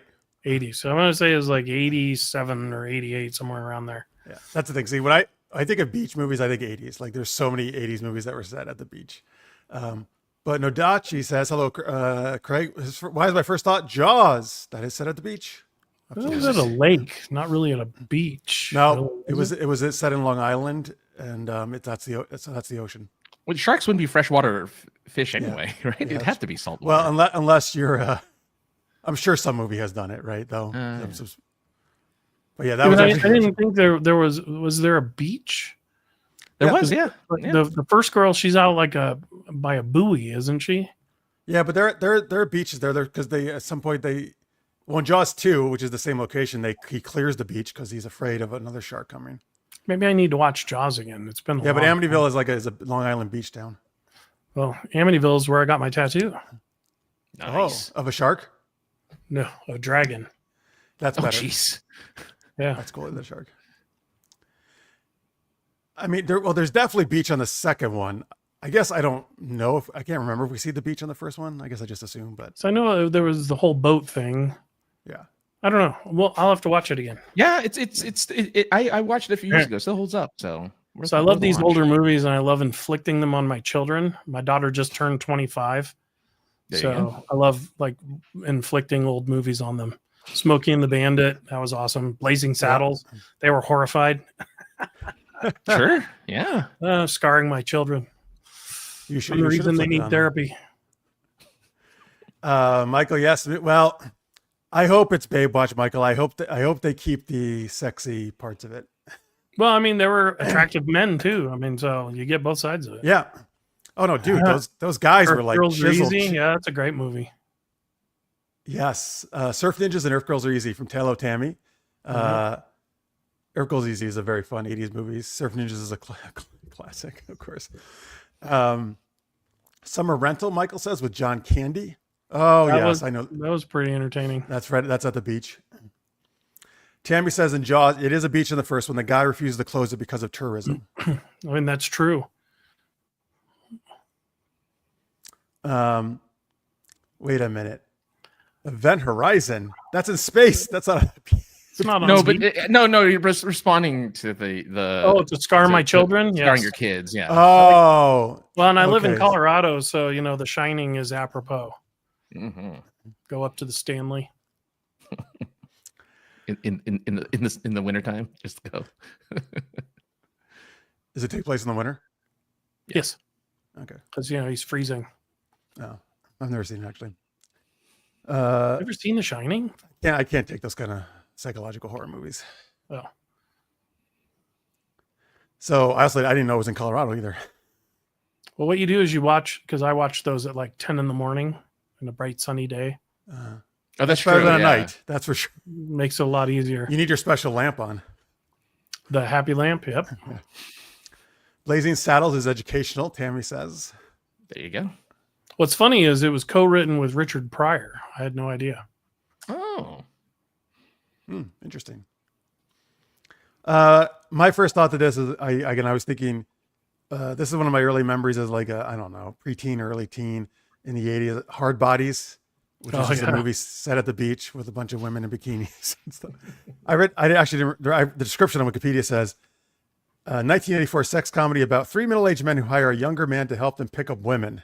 Okay. I actually didn't really remember that part of it, but I just remembered women in bikinis. Well, I mean, that was the era of like Bo Derek and 10 Yeah. or Blame It on Rio. I mean, there was a whole what's- section there of like middle-aged men trying to get younger women. Yep. that was the era in the 80s. What is Blaming on Rio? I've heard about that. So her name was Rio, the character? That's the hell's his name? I'm trying Or to is push. Rio where it was set? No, I think it was where it was set. But it's Michael Caine. Oh, okay. I think he's the guy in it. I don't know. It's been a long time, but it just you have these memories of like summer break or spring break. Right, Michael Caine. You're right. Yeah. And Demi Moore. Oh shit! Is Michael Caine trying to pick up Demi Moore? Yeah, it looks like it. Yeah. Oh, I gotta watch this. like a young It's Demi so Moore? weird. Yeah. Yeah. What year did it come out? 84. 84. Yeah, she was super young. I mean, she was of age. She should have been by then. But, Yeah, but still. yeah, but fairly young. It's just a funny, just it's so funny. It's Michael Caine. Yeah, it's wild. I saw actually a movie with him last month or something on streaming. It was a 70s movie. I forget the name, but he plays a doctor like in Africa or something, and his wife's African, and she gets kidnapped, and he has to go like find her. Like it was like him as like not exactly an action thing, but it was a totally different role for him that I hadn't seen before. It was interesting. He's done a lot of stuff. Yeah. He's done a ton of stuff. We got from Michael those Frankie Avalon beach. What was it? Net Funicello, right? Beach films, is that? Oh yeah, during the 50s. Mm-hmm. Gidget, if you want to be in that era. Oh of the yeah, 60s. I used to watch Gidget. Gidget she was a beach bum in California or whatever. Beach bunny, not a beach bunny. What was Beach that? Bunny. Beach blanket bingo or something like that. Yeah, Tammy mentions the beach blanket movies. Beach blanket bingo was one of them, I think, right? Yeah. By the way, were they really playing? Did they actually play bingo? I wonder in the No. movie. Oh God! Imagine you thought it was going to be like hot girls, and it was just a bunch of old people playing bingo on the beach. Yeah, that'd be funny. It was like when I went to college, one of the girls that was on my dorm floor, her grandmother made her a twister bedspread. Oh jeez. And I was Okay. like, your grandmother? Are you kidding? Does she know what you do here? She's like, no. Wow. All right. I mean, look, it's an innocent game. Oh, grandma. Yeah. Huh? Maybe it's a kinky grandma. Yeah. I think grandma did it innocently. I really didn't think that that's a grandma thing. Probably You not. never know. She You never knows. know. I mean, True. Francis, what do you have a favorite beach movie? Yeah, I guess so. First thing that came to mind when I heard beach movie, I'm like, oh yeah, of course, Point Break. Of Oh, there you course. I am an FBI agent. By the way, does he say I am FBI agent and not the I am an FBI agent. I am an FBI agent. Some people when they quote it, they like leave the "and" out. It's like because it's like garbled almost. Oh, and maybe it's contract I'm N instead of I am N. It's I'm. All an right, FBI whatever. agent. But anyway, either way, He says he's, it very you know, dramatically though, right? This doesn't matter. He shoots the air. You know, he's best friends with Patrick Swayze. Well, because he's undercover, right? With the He's undercover. criminals. They play football on the beach. You know, just like et cetera, et cetera. But it's at the beach. Yeah, it's in California. No. Oh yeah, well, because they're surfers, right? Patrick Swayze. They're surfers. Yeah, they're surfer thieves. The best kind of thieves. Which are the surfer best way to thieves. make a getaway is to go into the ocean and start surf away. Yeah, but then Even though you come right back to where you started. Biggest mistake they ever made was making a sequel, or not sequel, a remake of this freaking movie. Yeah, they rebooted you didn't like it? Oh my god, they did. Yeah, like 10, 15 years ago. Yeah, you didn't like it? I never saw. Nobody it. liked it. Yeah, but did you see it? Oh no, I didn't see it, but I still think it was a we mistake can't to say. make We it. don't know. We can't say. I mean, it's a classic. It's like making a remake of a Fifth Element or a remake of like Rambo. Okay, it's not like some that. things you just can't remake. It is point. I do not even put Point Blank even close to those movies. It is not anywhere near up there like that. It's a cult classic, kind of like basically. I guess so. Anyway, Scorpio says Into the Blue. I know that movie. That's the Jessica Alba, Paul Walker one, which is on the ocean and the beach. Or the beach with. Is that DiCaprio? Leonardo DiCaprio, Yeah. and I thought somebody was going to say that because it is like the title of the question. it's the title of the movie. Absolutely, it has. Yes, it does. It has the famous beach volleyball scene, playing with the boys. And then the sequel, they play football on the beach. Minus the song though. Two ball football. I know. I didn't like that at all. Two ball football. It was really weird. I played it in college. It's brutal. It seems very difficult. Well, Hard to keep track. it's to keep things moving. I guess. I feel like football moves fine on its own, though. Kind of. It does. Particularly when you're playing recreationally and you don't have a big huddle and all the time and stuff, and no timeouts for like commercials on NFL. All right, that's good. Those are good. Those are good beach scenes, though. Good beach movies. Any other ones we want to throw out there before moving on? Oh, let's see. What other beach movies are there? My first thought when I heard the question was, there's this Patrick Swayze movie called Steel Dawn, and they do a lot of sand fighting. So I don't know if it's desert or beach or what its deal is. But when you get back into the Wayback Machine, the ultimate beach scene is Planet of the Apes. Oh, of course. They're riding along the beach and they see the Statue of Liberty.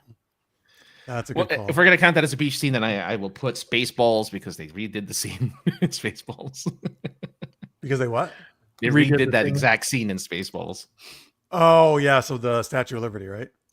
Well, sort of. Yeah, right. Because their ship turns into a maid that looks like the Statue of Liberty, and it crashes onto a planet with apes. Saving Private Ryan, that's a little dark. But that is totally accurate. They stormed the beach in Normandy. It's very accurate. There's a beach scene in that movie. Very, very important beach scene. Hard to deny that. Ooh. Dude, Dune could be a beach. Oh, the whole planet's like a beach, I guess. No, right? it's just no without water. Yeah, it's a beach without water. It's a desert.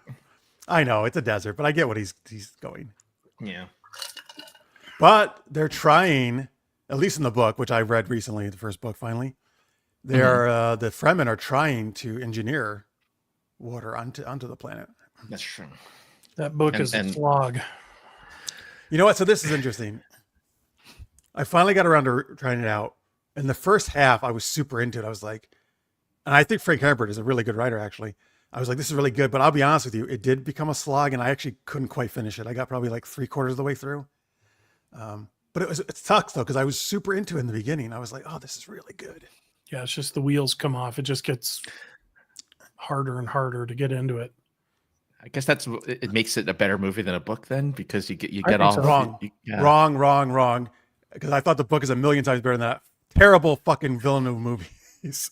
I like both of them. I know you love them. I like the one from '84. That was my favorite. I prefer that one. Yeah. Honestly, that's the one I've been able to get through the best, is the '84 movie than anything. Well, the one with all of the Virginia Madsen, the director's cut thing that they did. Because the '84 one. It's the because I saw the movie in the theater, And then when they released it out on Laserdisc, of all things, it actually had, because there's like 4 different cuts. And so the one that has Virginia Madsen narrating the beginning of it, and then Yes. I think you need the thoughts. There's too much silence in the Villanova movies. You just don't understand. If you haven't read the book and hadn't seen the 84 movie, you have no idea what's going on. I like their cube shields in the 84 movie. The little That was cube. pretty good. Yeah. I want to watch the. I haven't seen those cuts. So which cut do I want to watch? I'll send you a link. Okay, because I've only seen the theatrical version. Yes. But I think you need, because like in the book, you have all of the thoughts, because it's like third person omniscient. And so I like the thought narration that you get in the 84 movie, because you understand who each character is and what they're trying to think, right? And so when's the last modern movie that had like the person's thoughts in the movie? Yeah, it's been a while. I don't know. I mean, well, they definitely do it in TV still. Yeah, TV for sure. But yeah, for some reason they don't do it in movies anymore. I think it just depends on if there's narration in the movie. I can't remember the last movie that had narration. I bet it hasn't been that long though. You just can't think of it. Yeah, more, I haven't seen every like movie. That's true. First anything first person, right? Mm-hmm. Well, I'll tell you actually a very recent movie that didn't have narration, but it's the same thing. It's text narration. Superman. It starts with narration. That's true. That's true. Same thing, just not somebody speaking it. Yeah. Waterworld, you can kind of say that because there is one piece of land that I guess would be a beach, right? Because it's surrounded by water. Anything, yeah, exactly, yeah. And technically, he had a jar of dirt. So technically, any place, if you put it in water, that jar of dirt is his own. He can make his own beach wherever he wanted. His own little beach in a jar of dirt. Steel Dawn, Michael says, was a desert epic. It was awesome. Okay. So awesome. I don't even know. What is it about? It's post-apocalyptic. He's the kind like of Mad Max. Not Mad Maxy, but more like whoever has the sharpest sword wins, kind of a thing. Mm-hmm. And he's basically goes along and finds this family and helps them out because the town bad guy has a soldier, and apparently the soldiers, depending on what rank there were, they had access to different weapons and martial arts. So it was a very sword-oriented martial arts movie. This is Patrick Swayze? Patrick Swayze. I want to see this. I like 1987. Yeah, it was a lot of fun. So by the way, Francis, you said how the Point Break reboot of a Swayze movie was not considered good. I will say, though, from a year or two ago, I do think the Roadhouse remake with Jake Gyllenhaal was actually quite well done. People have been praising that movie. I think that was well done. That movie, yeah. As long as you call it a different interpretation thereof. Did you say any lines from? But I think that's why it's better. They did kind of their own thing. Yeah. I mean, why it's not better necessarily, but why it's good, a successful reboot. Did anyone say pain don't hurt? No, I don't think so. No, I guess I'll endure it. Not that I can recall, but I don't recall the lines. I mean, it was intense. It was very intense, but a lot of it was pretty stupid. but the original is pretty stupid too a lot. Well, but you look at like Jake Gyllenhaal's Dalton character. I mean, he's literally trading face blows. You don't do that. Well, your brain is in a bucket of water, and every time you get hit, your brain's shaking baby syndrome. That's why nobody on the planet's going to trade punches like that. But Patrick Swayze was also getting punched a bunch and hitting people in the face in the original. He was. That's what they do. That's what they do in Hollywood, right? Yeah. Yeah, but that one was a little over the top. But that's a different movie. It is. I meant over the top. Is it? Never mind. Oh yeah, that's Stallone, over the top. the arm wrestling. Yeah, hey, gotta get my kid here all week. Tip your waitress. Scorpio says this convo is making me nostalgic for summer. I don't even like warm weather, but I could just sit on the beach and people watch all day. Yeah, I do like warm weather. Well, not too hot, but yes, the beach is great. Yeah, but your warm weather's coming to a close. Aren't you about to have like 9 months of winter? Not quite that bad, but yeah, in upstate New York, it's not great. It's still pretty nice now. September's usually still nice, but yeah, once we hit October, it's going to start to go downhill fast. It's not Yeah, 'cause Washington State. aren't you in the land where when it snows, it stays there until like April? Sort of. Yes, it can. I mean, it can stay there for that long. I mean, sometimes we'll get like a day warm enough to melt the snow, depending on how much snow we've had. If we get a big snowfall, you're right. It's going to be there a long time. Yeah, here in Colorado, I learned a word called sublimation. That's where it goes straight from solid to gas. Like, so we could snow 6 inches tonight. I mean, I've seen it do it in Colorado. And then by lunch, it's gone. I mean, it literally is poof. I didn't know this until I visited Colorado that I guess during the day it actually gets warm enough in the winter, right, to melt stuff. Oh, yeah. Every day. Yeah, it's rare that we'll have snow persist for 3 or 4 days. Yeah, see, that's great, man. That's not what it's like here. But on the other side of it, we're High Plains desert, so it's like 44% humidity when it's raining. It's brutal. But didn't you say it only rains like 5 days a year? No. I mean, we have it was like sunshine, 300 days of sunshine a year. Oh, 300. I thought it was 360. But here's the deal. Like, especially in the summer, we get the 3 o'clock rainstorm. I mean, the clouds come over, it drops water on us for 15 minutes and is gone. So it's just wild. Got to fill those lakes somehow. Oh, Steel Dawn is on Blu-ray from a company named Vestron, I interesting. guess. That's good to know. Can't stream it? Oh, you gotta find a way to stream that sucker. You might be able to stream it too. Tammy says Roadhouse is not a remake so much as its own movie. I agree with that. Swayze version is better only because of that beautiful baritone of Sam Elliott. Well, true. Amazing. Yeah, you have the mentor that comes in from out of town. And the worst thing about the new one is what's Conor McGregor. First off, he's not in it, really. He is. He is. He like plays this over the top psycho dude. He's the psycho muscle they bring in, the bad guys bring in. And first off, I hate Conor McGregor already as a MMA because he's a piece of shit, I think. But not because he does MMA, just because that's who he is as a person. Yeah. That's his personality. Yeah. But he is terrible in this movie. He's so over the top psychotic. It's preposterous. He's just playing himself. Yes, that is what he's doing, I think. That's the biggest mistake they made. Just a little. Just a little bit, yeah. He was already at a 10. He just took it to 11. That's it. Yeah, he did, in that movie. I didn't know that there was a 12. Yeah, exactly. So stupid. I mean, watch it. I mean, you'll just sit there and see exactly what we're talking about. Yeah, you almost gotta watch it just for that, actually. Just for that. As long as it's streaming. I hope as long as it's Amazon. It's an Amazon original, actually.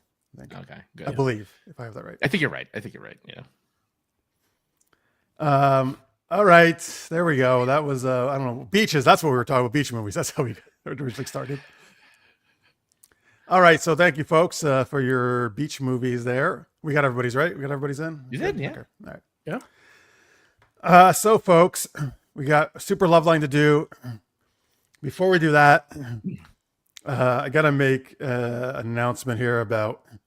So, a bunch of you are supporting us on Patreon, which I really appreciate.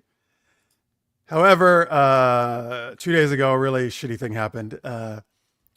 Patreon, I'll try to keep this short because I don't like bitching about stuff on air to you guys, but Patreon deactivated my Riley Rose account, which is where I would post my erotica and some sexy pics.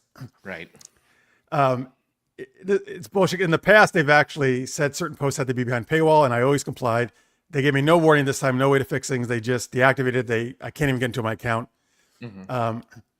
The reason I think is total bullshit because it was the most tasteful pic I could ever post. It was a topless pic, one nipple was showing.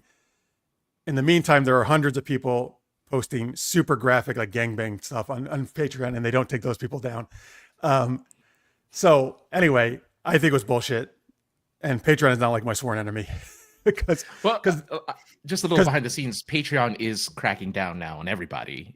People are mad at Patreon in general because all the payment people are now like cracking down on adult materials. So they've been doing it. To everybody. I did read about that with credit cards.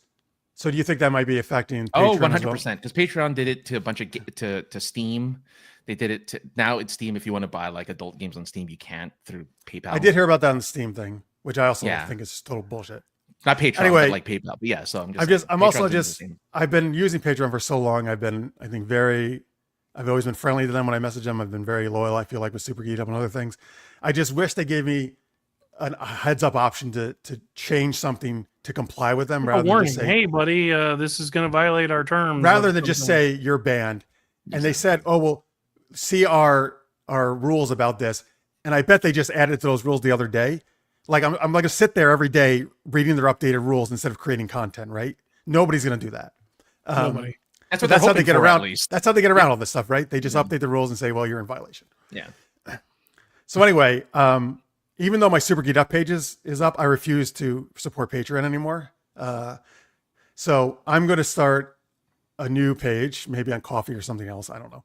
For Super Geeked Up, because none of that content is a problem anyway. So I'm just give you guys a warning. Super Geeked Up page is up right now. I'm probably going to take it down soon.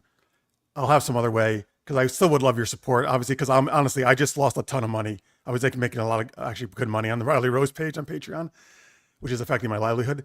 So I would still love your guys' support, or you can do super chats. That's also great if you want right now. Just a heads up, we're still going to support. I'm going to read your guys' names off, except I will not say the P word anymore on here, because I don't want to mention them. But please stay tuned for a different site where you can still support us. And if you have ideas for ways we can give perks and stuff to you, please let me know, because I can change things up since I have to start a whole new page. All right, sorry, rant's over. It makes me feel maybe a little better. That's not just me, though. I don't feel good that it's happening to the creators. That sucks. It's unfortunate. A lot of people are unfortunately suffering from these kind of like new rules that have been kind of popping up. That's what drives me crazy. It's like always like the smaller independent people, I feel, they get the shaft, and the bigger people, because they have more clout and power, they're able to survive this stuff. Oh yeah, no, 100%. They get a pass. Yeah, it's annoying. Well, also because they bring so much money to Patreon, right? They're going to give them a pass, like so. Right. I'm sure if you were like making, the millions off of, or even they would look the other way then. Yeah, absolutely. Yeah, just like, oh, right, you're not one of those creators. I'll just my head over here. All right, anyway, but we love you guys out there for supporting us, so we're gonna still shout you out, you awesome supporters, and we have we usually do some kind of theme. Francis, any ideas for a? They got I don't know, beach. I was gonna say beach, but that doesn't really make sense. There's not much beach. Supernatural creature theme, because we're supernatural beach creature. Supernatural. Okay, somehow supernatural creatures at the beach. Okay. I don't know what we're gonna do with that, but for instance, Craig Allen Poole is our favorite SPF 1000 vampire Dracula out there at the beach. Instead of saying blah, you say aha. I don't know. Aha. I have SPF 1000, so I'm protected. Yes. No burning for me. I really want, by the way, Mark, do you have the doc up? You can help us with this if you do. Well, I mean, we have, Tammy, the Mermaid Anderson. Yes. Oh, yeah. That's very nice. I can't remember who was in that movie. Which one? The one where The Little Mermaid? No. The one where it's a mermaid and Splash. Yeah, Splash. I don't Tom Hanks and Daryl Hannah, was it? Daryl Hannah. Oh, there you go. Saying hi to Tom Hanks. By the way, I really want I want a vampire movie where the vampire says "aha" when he meets him. Anyway, I'll do Johnny Pappas. Thanks, Johnny Pappas. Johnny Pappas, you know what? Since Tammy says this, you look much better than Swamp Thing in a bikini, Johnny. You look great in your bikini brief swimwear. You know what, though, Michael Gilstrap, though you're not hairy, they still call you the werewolf of the waves. Because werewolves are known for being great surfers. Yeah, well, I mean, thanks, Scorpio's idea. I'm just borrowing it from. Oh yeah, good. I do like that. Good alliteration. All right, Mark. The werewolf of the waves. You gotta love that. Yeah, you got Dash V. Or maybe he's the guy who likes to hang five. Yes, because B is Roman numeral for 5. Very good. So he's only half on the surfboard. Yes, not fully on it. He's still learning. Maybe you got to hang 5 before you hang 10. Crane. He's doing the crane. Oh right, he has the 1 foot up, and he's doing the. How did Do anybody know how to hang 10 came about? Like, why is it called hang 10? Because you got 10 toes on your first surfboard. Oh, Oh. that makes sense. Thank you, Mark. He says that was nicely played, by the way. And Tammy says Carl Urban and her will do the Splash remake. Oh, she would love that because she loves her Carl Urban. Why not? Or I'm going to start calling him Kerbin. Oh boy. All right. Anyway, Jaloo, you know what, Jaloo? You know what? You're the barnacle of our butts because you just feel so good. You're a nice butt massage, is what you feel. Oh, jeez. There yous go. There yous go. Well, of course, Delaney Parker, you're the the only thing that comes up to mind is not even a supernatural creature. You're the salamander of the surf, which is not a supernatural creature, but it is because why are salamanders on the surf? It's because of you. Well, you know, they like sun, so maybe they're just trying to soak up the sun. Oh, there you go. And you get the last one, Mark. Well, you know, a shout out to Brian haunting these waves. Oh, because it's Brian Haunting, yes. Mm-hmm. He's the That's ghost where the of trunk the or treat waves. happens, is on the waves. It's haunting. Although, you know what? A trick or treating on the beach doesn't sound that bad. That's probably really fun. I'm sure there's beach communities that like Because each just person go they to could the set up a beach. little like I don't know, like each person could set up a little blanket stop where you could come and get your candy from them, you know, right? That actually be. How's that not a thing? That's actually Yeah, a really you set up a little Except- folding table, right, or something. Well, it isn't. It only work in Australia because it's warm in October in Australia. Like any southern hang on. I lived in San Diego. It's fine in October in San Diego. It's very nice.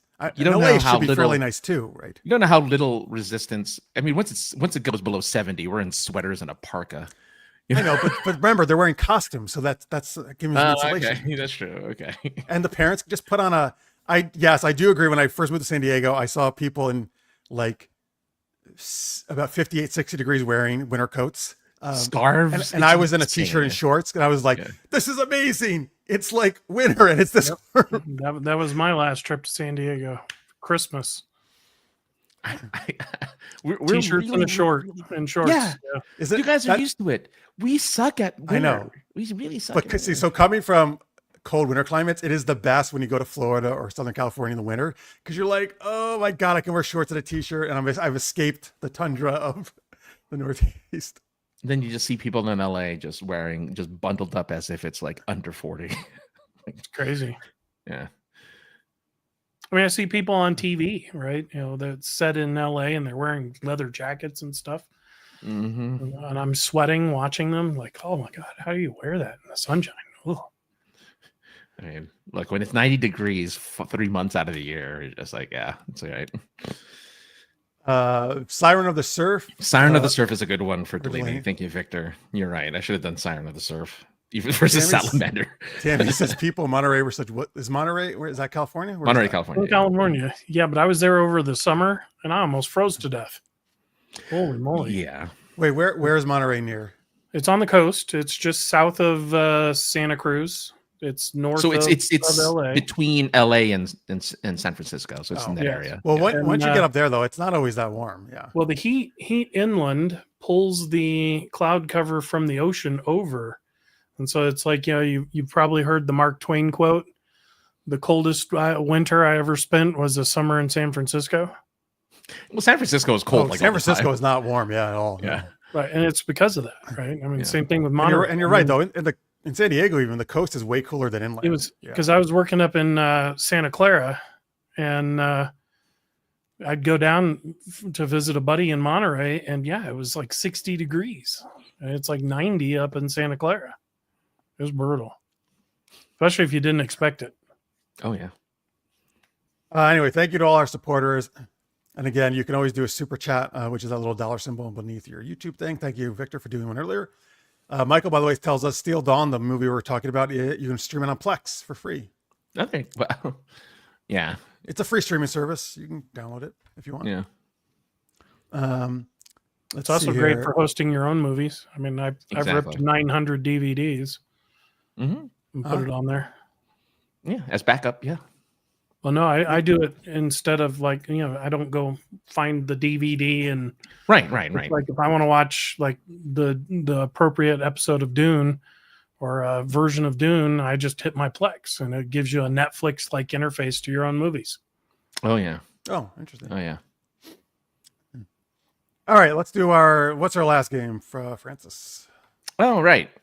Did you do the okay? Either way, Super I Loveline, did the where first game. you get to tell us what characters to play, and we will do our best to give love advice as those actual real fictional characters. In other words, like when I say real, I mean like a Batman or a Superman, not like Bouncing boy, underarm smelling boy or something. Like we don't not like that. Did you say underarm spelling boy? Smelling boy, yeah.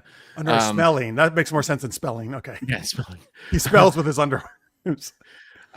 So yeah, like Indiana Jones, stuff like that, and we will play those characters as answering your romantic Loveline question. Those characters. Yes, so you'll provide us questions as well as characters. So right now in the chat, please give us characters you'd like to hear give advice to you in the world of love.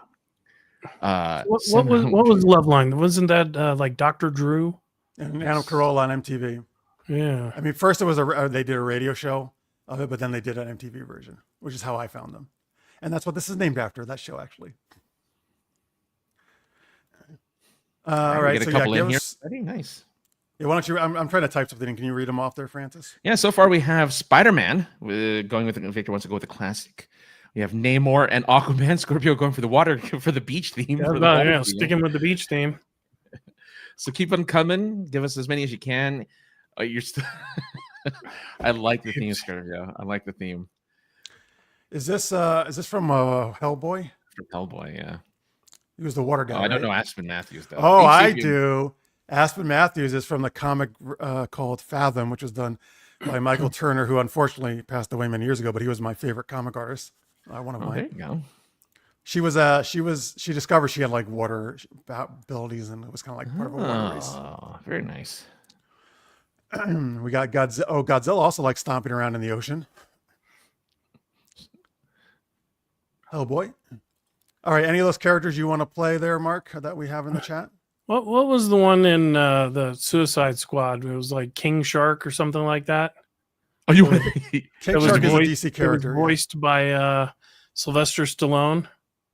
He was voiced by Sylvester. Hand. Yeah, I thought that. Do you want to be King Shark? I want to be that on Loveline. You could be King Shark. Okay, you're King Shark. Go for it.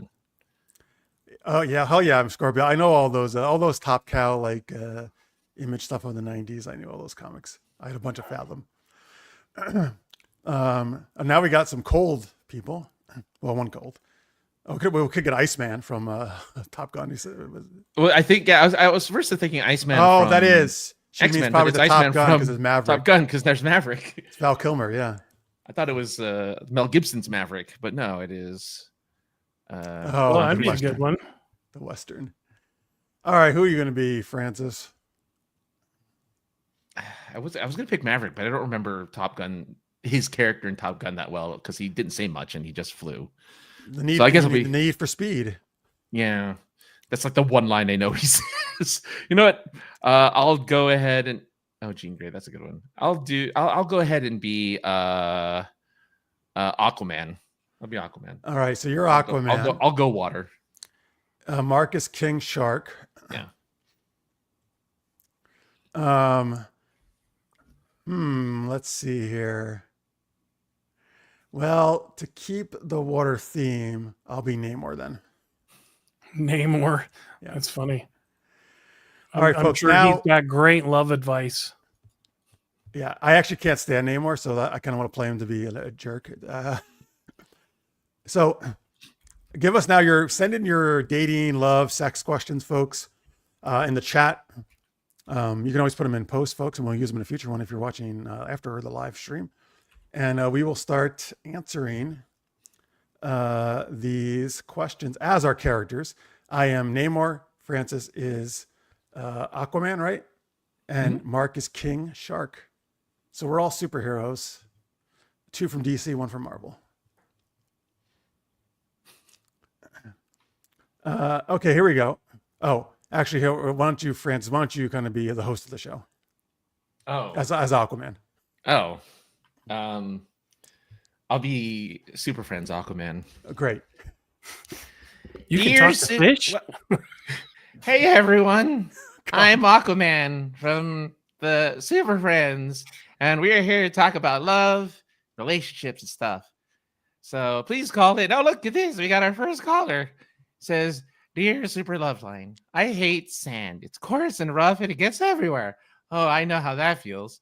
What do I do? Well, that's a good question. King Shark Man, what do you do with sand? Stay out, sand. Stay in water. Sex better. Well, that's kind of true. Wow, Namor, can you elaborate on that? Of course, I am the king of the sea. I can elaborate on everything. What you do with sand is you pour it down the front of your teeny bathing suit, so it looks like you have big junk. And that's how, because you always see my junk. It looks like it has a big erection in my tiny trunks. And that's how you get Sue Storm or any other woman in the Marvel universe who obviously is in love with me. That's true. I asked my fish. They didn't tell me anything. And that's my only power is talking to fish. Can I talk to fish? I don't remember. No, you don't talk to fish. Oh, okay. And that's superpower. No, he's just super strong and fast. Super and has strength wings on his and feet. very, very fast. Can he fly? He flies. He has wings on his his feet. wings, right? Yeah. Well, here's another one. This is a dear Super Loveline. My partner and I bought a hermit crab on our last beach trip, and now keeps watching us during the act in the huge quotation marks. Help! Let's start with you, Namor. How do you keep from hermit crabs watching you, do the dirty? I do not stop them watching it. They join in. I like to fuck crabs. That's true. Namor's pretty and other sea creatures, and have some menage a trois. But one thing I want to be clear: I did not give Sue Storm crabs. That was not me. Oh, all right. What about you, King Shark? Is it King Shark? I can't remember your name. King Shark. I am the only king around here. Don't be nervous. Be hungry. Be hungry for love. In fact, appetizers. Crab make good appetizer. Whoa, Shark. Are you telling me, King Shark, that you eat crabs while making love? To get in the mood. Just in bed? With little crackers Anywhere. and stuff? Oh, anywhere. Oh. Wait, Okay. do you have a bed in the ocean? Yes, it's called the ocean Absolutely. bed. All right, enough of your stupid jokes. What is your answer, Aqua Boy, whatever you're called? I'm stop it. I'm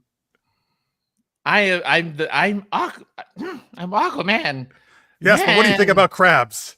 I like them. They're my friends. I don't know what this act is, but because I'm just the guy. Why don't in you beach try shorts. acting like a real superhero? I am. My power is talking to fish. That's my great contribution to the stop Justice saying that. League. So stupid. That's my great contribution to the Justice League. It's fish and water. Another and yes, listener Tammy, sand does get everywhere. It's very it's too many places. Anyway, Scorpio says, "Dear Super Loveline, nude beaches, yes or no?" All right, King Shark, you're already naked, aren't you? Aren't you always naked? No, but yes to beaches. Clothes get in way. Easier to get mouth on things. Whoa! Oh, my goodness. That's true. I guess that's true. You're my kind of guy, King Shark or fish. Namor, do you like? I you just wear a big Speedo. yes to nude beaches for me. I want everybody to see my big schlong waving about, and I think all women should be nude. particularly in my presence. My Yeah. harem. I have my harem of women under the sea. Well, I've never seen a naked girl before, so I don't know. But You just like naked fish, right? well, fish are yeah, I mean fish are already naked. They can't help it. Wait, are you saying, are you a virgin? Aqua lad? I'm a man. Leave me alone. I'm a man. Just because I've never done the deed, because I got no one. I just like the fish. Okay, here's another one from Craig, who weirdly enough talks to fish because he's from Wales. He says, "Hey, Super Loveline, I'm looking for someone special. Where should I go, and what should I do to attract them?" Let's name more. Go ahead. You can start. We can start with you. Well, you should go to your local superhero headquarters, find the hottest wife of the superhero you hate, and steal her from him. That's the only way to go about getting women, as far as I know. How do you attract them, though? How do you attract them? Well, you take them in your arms and you soar in the air. You have to have stupid-looking wings on your feet, like I do, and you take them flying. And they'll think it's amazing, except for all the bugs that fly into their face. That gets a little annoying. But besides that, and then you come down onto a beach and you have a nice picnic and you just will sweep them off their feet. Very romantic of you there, Namor. King of Shark, course. are you a romantic too? Yes. To find love, you go where people swim. You find someone special and you strike. How do you strike, King Shark? What's the best way to strike? Well, gets back to no clothes. Oh, Indeed. oh, that's quite the method there, King Shark. I've never even met a girl except for Wonder Woman, so I don't know how to attract them. Just how it is. God, you're pathetic. All right, last question here is when you're chilling at home, like the kids say, chilling, what movies should you watch with that special someone? Go ahead, King Shark. What do you watch? What kind of movies do you watch with that special lady? Watch Hero movie. The Meg. Hero movie. Sharknado. Jaws.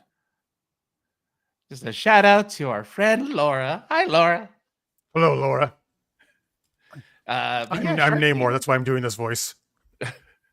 And I'm Aquaman, if anyone was wondering. And I'm playing King Shark. Hand. I have hands. That's the question. What movie when you're chilling? Yeah. Namor, what movie should you watch when you're chilling with the ladies? Well, I like the aquatic theme King Shark was going with. However, I would never watch Baywatch with a mate because I don't like that Hasselhoff taking his shirt off. She might fall for him instead of me. I hear they were considering him playing me in a movie. So you know what? Actually, instead, I think we gotta get away from these topless men. And I would let's watch Jurassic Park. Everybody wears their except for that damn Jeff Goldblum. I forgot he takes his shirt off in that movie. Curse that Jeff Goldblum and his sexy hairy chest. Well, anyway, something where men are fully clothed. I should be the only one half naked. Yeah. Watch Point Blank. Point Break. Not Point Blank, because Point Blank means nothing. Point Break. I think you're shooting blanks. Point Blank is that other movie where nothing happens, but Point Break, stuff happens. So go watch that. Wow, guys. Oh, and lastly, just to give you a quick answer, yes, octopi are super ticklish. I should know. I play with them all the time. Oh my God. No wonder you don't get any women. Well, thanks everyone for listening. That's our advice. You guys are great. I gotta go swim with fishes. Bye. Goodbye. And That was, All I right, thought that that was a was very su- accurate Aquaman from Super Friends. Yeah, actually, I like the break in your voice. Well, you know. He has, Scorpio says all three characters played perfectly. thanks, Scorpio. Thank you, Scorpio. Appreciate that. Also, by the way, thank you, Scorpio. Especially Jeff's cheating Namor. That's how I always envision Namor, just this arrogant prick who always wants to steal women. So that's how I was trying to play him. Let's see here. By the way, yes, Laura. Sorry, Laura, we're in the middle of a game, but we're so glad you're watching. I guess she said movie with my ladies. The Matrix would be her recommend. Oh, Matrix is a great. Okay, movie. yeah. And people are very clothed in that yes. movie most of the time. Well, they're very in black tight Yes. leather. Yep. Except in number 2 where they have that like that big sex scene during the dance. Oh, the orgy. Yeah, the orgy in Zion. Yeah. The Zion orgy. Zion orgy. Zion orgy. You know what I was, for those of you who are, this doesn't ruin anything about the plot, by the way, folks, but if you're watching season 2 of Peacemaker, which is currently airing, I was quite surprised that the very first episode has a huge, or maybe the second, one of them has a huge orgy scene in it, like one of the biggest orgy scenes I've ever seen. Yeah. James Gunn just going whole hog on Yeah, this. he went all out. Wow. Good for you, man. Must be enjoying his bigger budget. Right? Yeah. That's what he's like, bigger budget, orgy time. That's crazy. Good for him. Can't wait for Supergirl. I don't think there's going to be orgies in Supergirl. No. Even though they portrayed her as this huge party girl who apparently would maybe do something like that. Yeah, maybe. I didn't like that portrayal at all, but all right. All right. Hey, there we go. That was Super Loveline. That's the last game. Great. Thanks for your suggestions, folks, and your questions. Particularly Scorpio and Craig, great questions. And Laura there, thank you for chipping in. Let's give some links here. Oh boy, I forget. Hang on here. Let me type. Mark, tell them about your book again while I type this into the chat so I can share. About my book again. All right. So magic powered martial arts. If you like Shaolin movies and you want to learn a little bit more about guys in a magic academy trying to survive. I mean, the big thing in book 1 is they learn that not everybody who fails at the academy survives the experience. In book 2, they figure out, history that they've been taught is a bunch of lies. I hate that when history is lies. MarkStallings.com, folks. You can also find it on Amazon. There's a link to his author page in the description section. There's also a link to his website there. He's got a lot of other books too and anthologies. He's been, like he said, so a whole lot of stuff you can read by Mark. As you see behind him there, that's your bookcase, right? Your shelf. And for Victor, if you like science fiction, I'm in the 4 Horsemen universe. Oh, that's a huge universe, yeah. 102 books out in it. Ooh. 102, wow. Wow. You could make a house out of that. Make a house out of the books? Out of the books, yeah. Not out of the money you made from the books, out of the books themselves. It's bought a couple people new houses, yeah. Yeah. Folks, you can let me get on the screen here. Again, I would love it if you pre-order The Adventures of Elena and Ned, Gargoyle P.I, zany, comedic, urban fantasy. Again, links are in the thing, or you can go right to the homepage of supergeekedup.com. It's right there, the link. You can pre-order it on Kindle, or if you prefer paperback, October 7th, the paperback will be out along with the Kindle and on Kindle Unlimited. Thanks so much, everybody who already has pre-ordered it. I appreciate it very much. Francis, anything you want to throw out there for links or anything? Greatest protagonist that doesn't talk in a video game. What? Link. Oh God. Oh boy. Well, don't quit your day job. I'll try not to. You could find him at, oh shit, I took it off. Anyway, well, no, never mind. Your website doesn't exist anymore. So go to AKA the other guy on Twitter, folks. That's where you can find him. Victor, thank you so much, Victor. And Laura, look at that. Laura, thank you. That's super kind of you. I appreciate it. Laura, I know you're out of the US. There is a link for international. That should work for international pre-orders as well in the description. Thank you guys. That's great. Well, let's hear. You know what, Francis, you did remind me of the poll because I thought you were trying to remind me of that, even though that comment had nothing to do with the poll. No. But that still helped you out here. The poll question was, folks, before we leave, what is your favorite 90s Disney animated series? Goof Troop, unfortunately, got no votes. Tailspin, 18%. Darkwing Duck, 24%. Big winner, Gargoyles, 59% of the vote. Congratulations. That actually was what inspired me to tell a gargoyle story because I liked that show, so I wanted to tell my own little gargoyle There you go. story. So I'm glad to see that one. But again, all good shows. Thank you for voting, everybody. And and check out Mark's stuff. You can get his book right now, and book 3 should be coming in December, right? So You'll have to find a way to get Keith David to do your audiobook. oh, because he played Goliath on Gargoyles. Yeah. There you go. I do need somebody with a good, deep, gravelly voice for my gargoyle. That's true. There you go. There's your man. Go find All him. right, well, Mark is going to bed apparently, so he's turning his lights off. I have a timer on my office light, so It's just funny that it's just Yeah. It's like, oh, it's time to go. Darkness. yeah, we shifted Pierre- into evil layer mode. yeah. Pierre, that could be a good question. 2000s Disney. All right, yeah, remind us to do that. Thank you, Victor. Hope everyone has a great week. Same to you all, you guys. Get outside. Yeah, get outside. Enjoy the real world. Get your sunshine, like Mark was talking, at least be on the pre-show. Mm-hmm. Big thanks to Mark D. for coming on, as always. Yeah, thank you for having me. It's always fun. And thank you all for watching. If you're chatting, and thank you for watching in post. We'll be back next Wednesday, 9 p.m. Eastern, 6 p.m. Pacific. Until then, stay geeky, everybody. See you soon. Bye.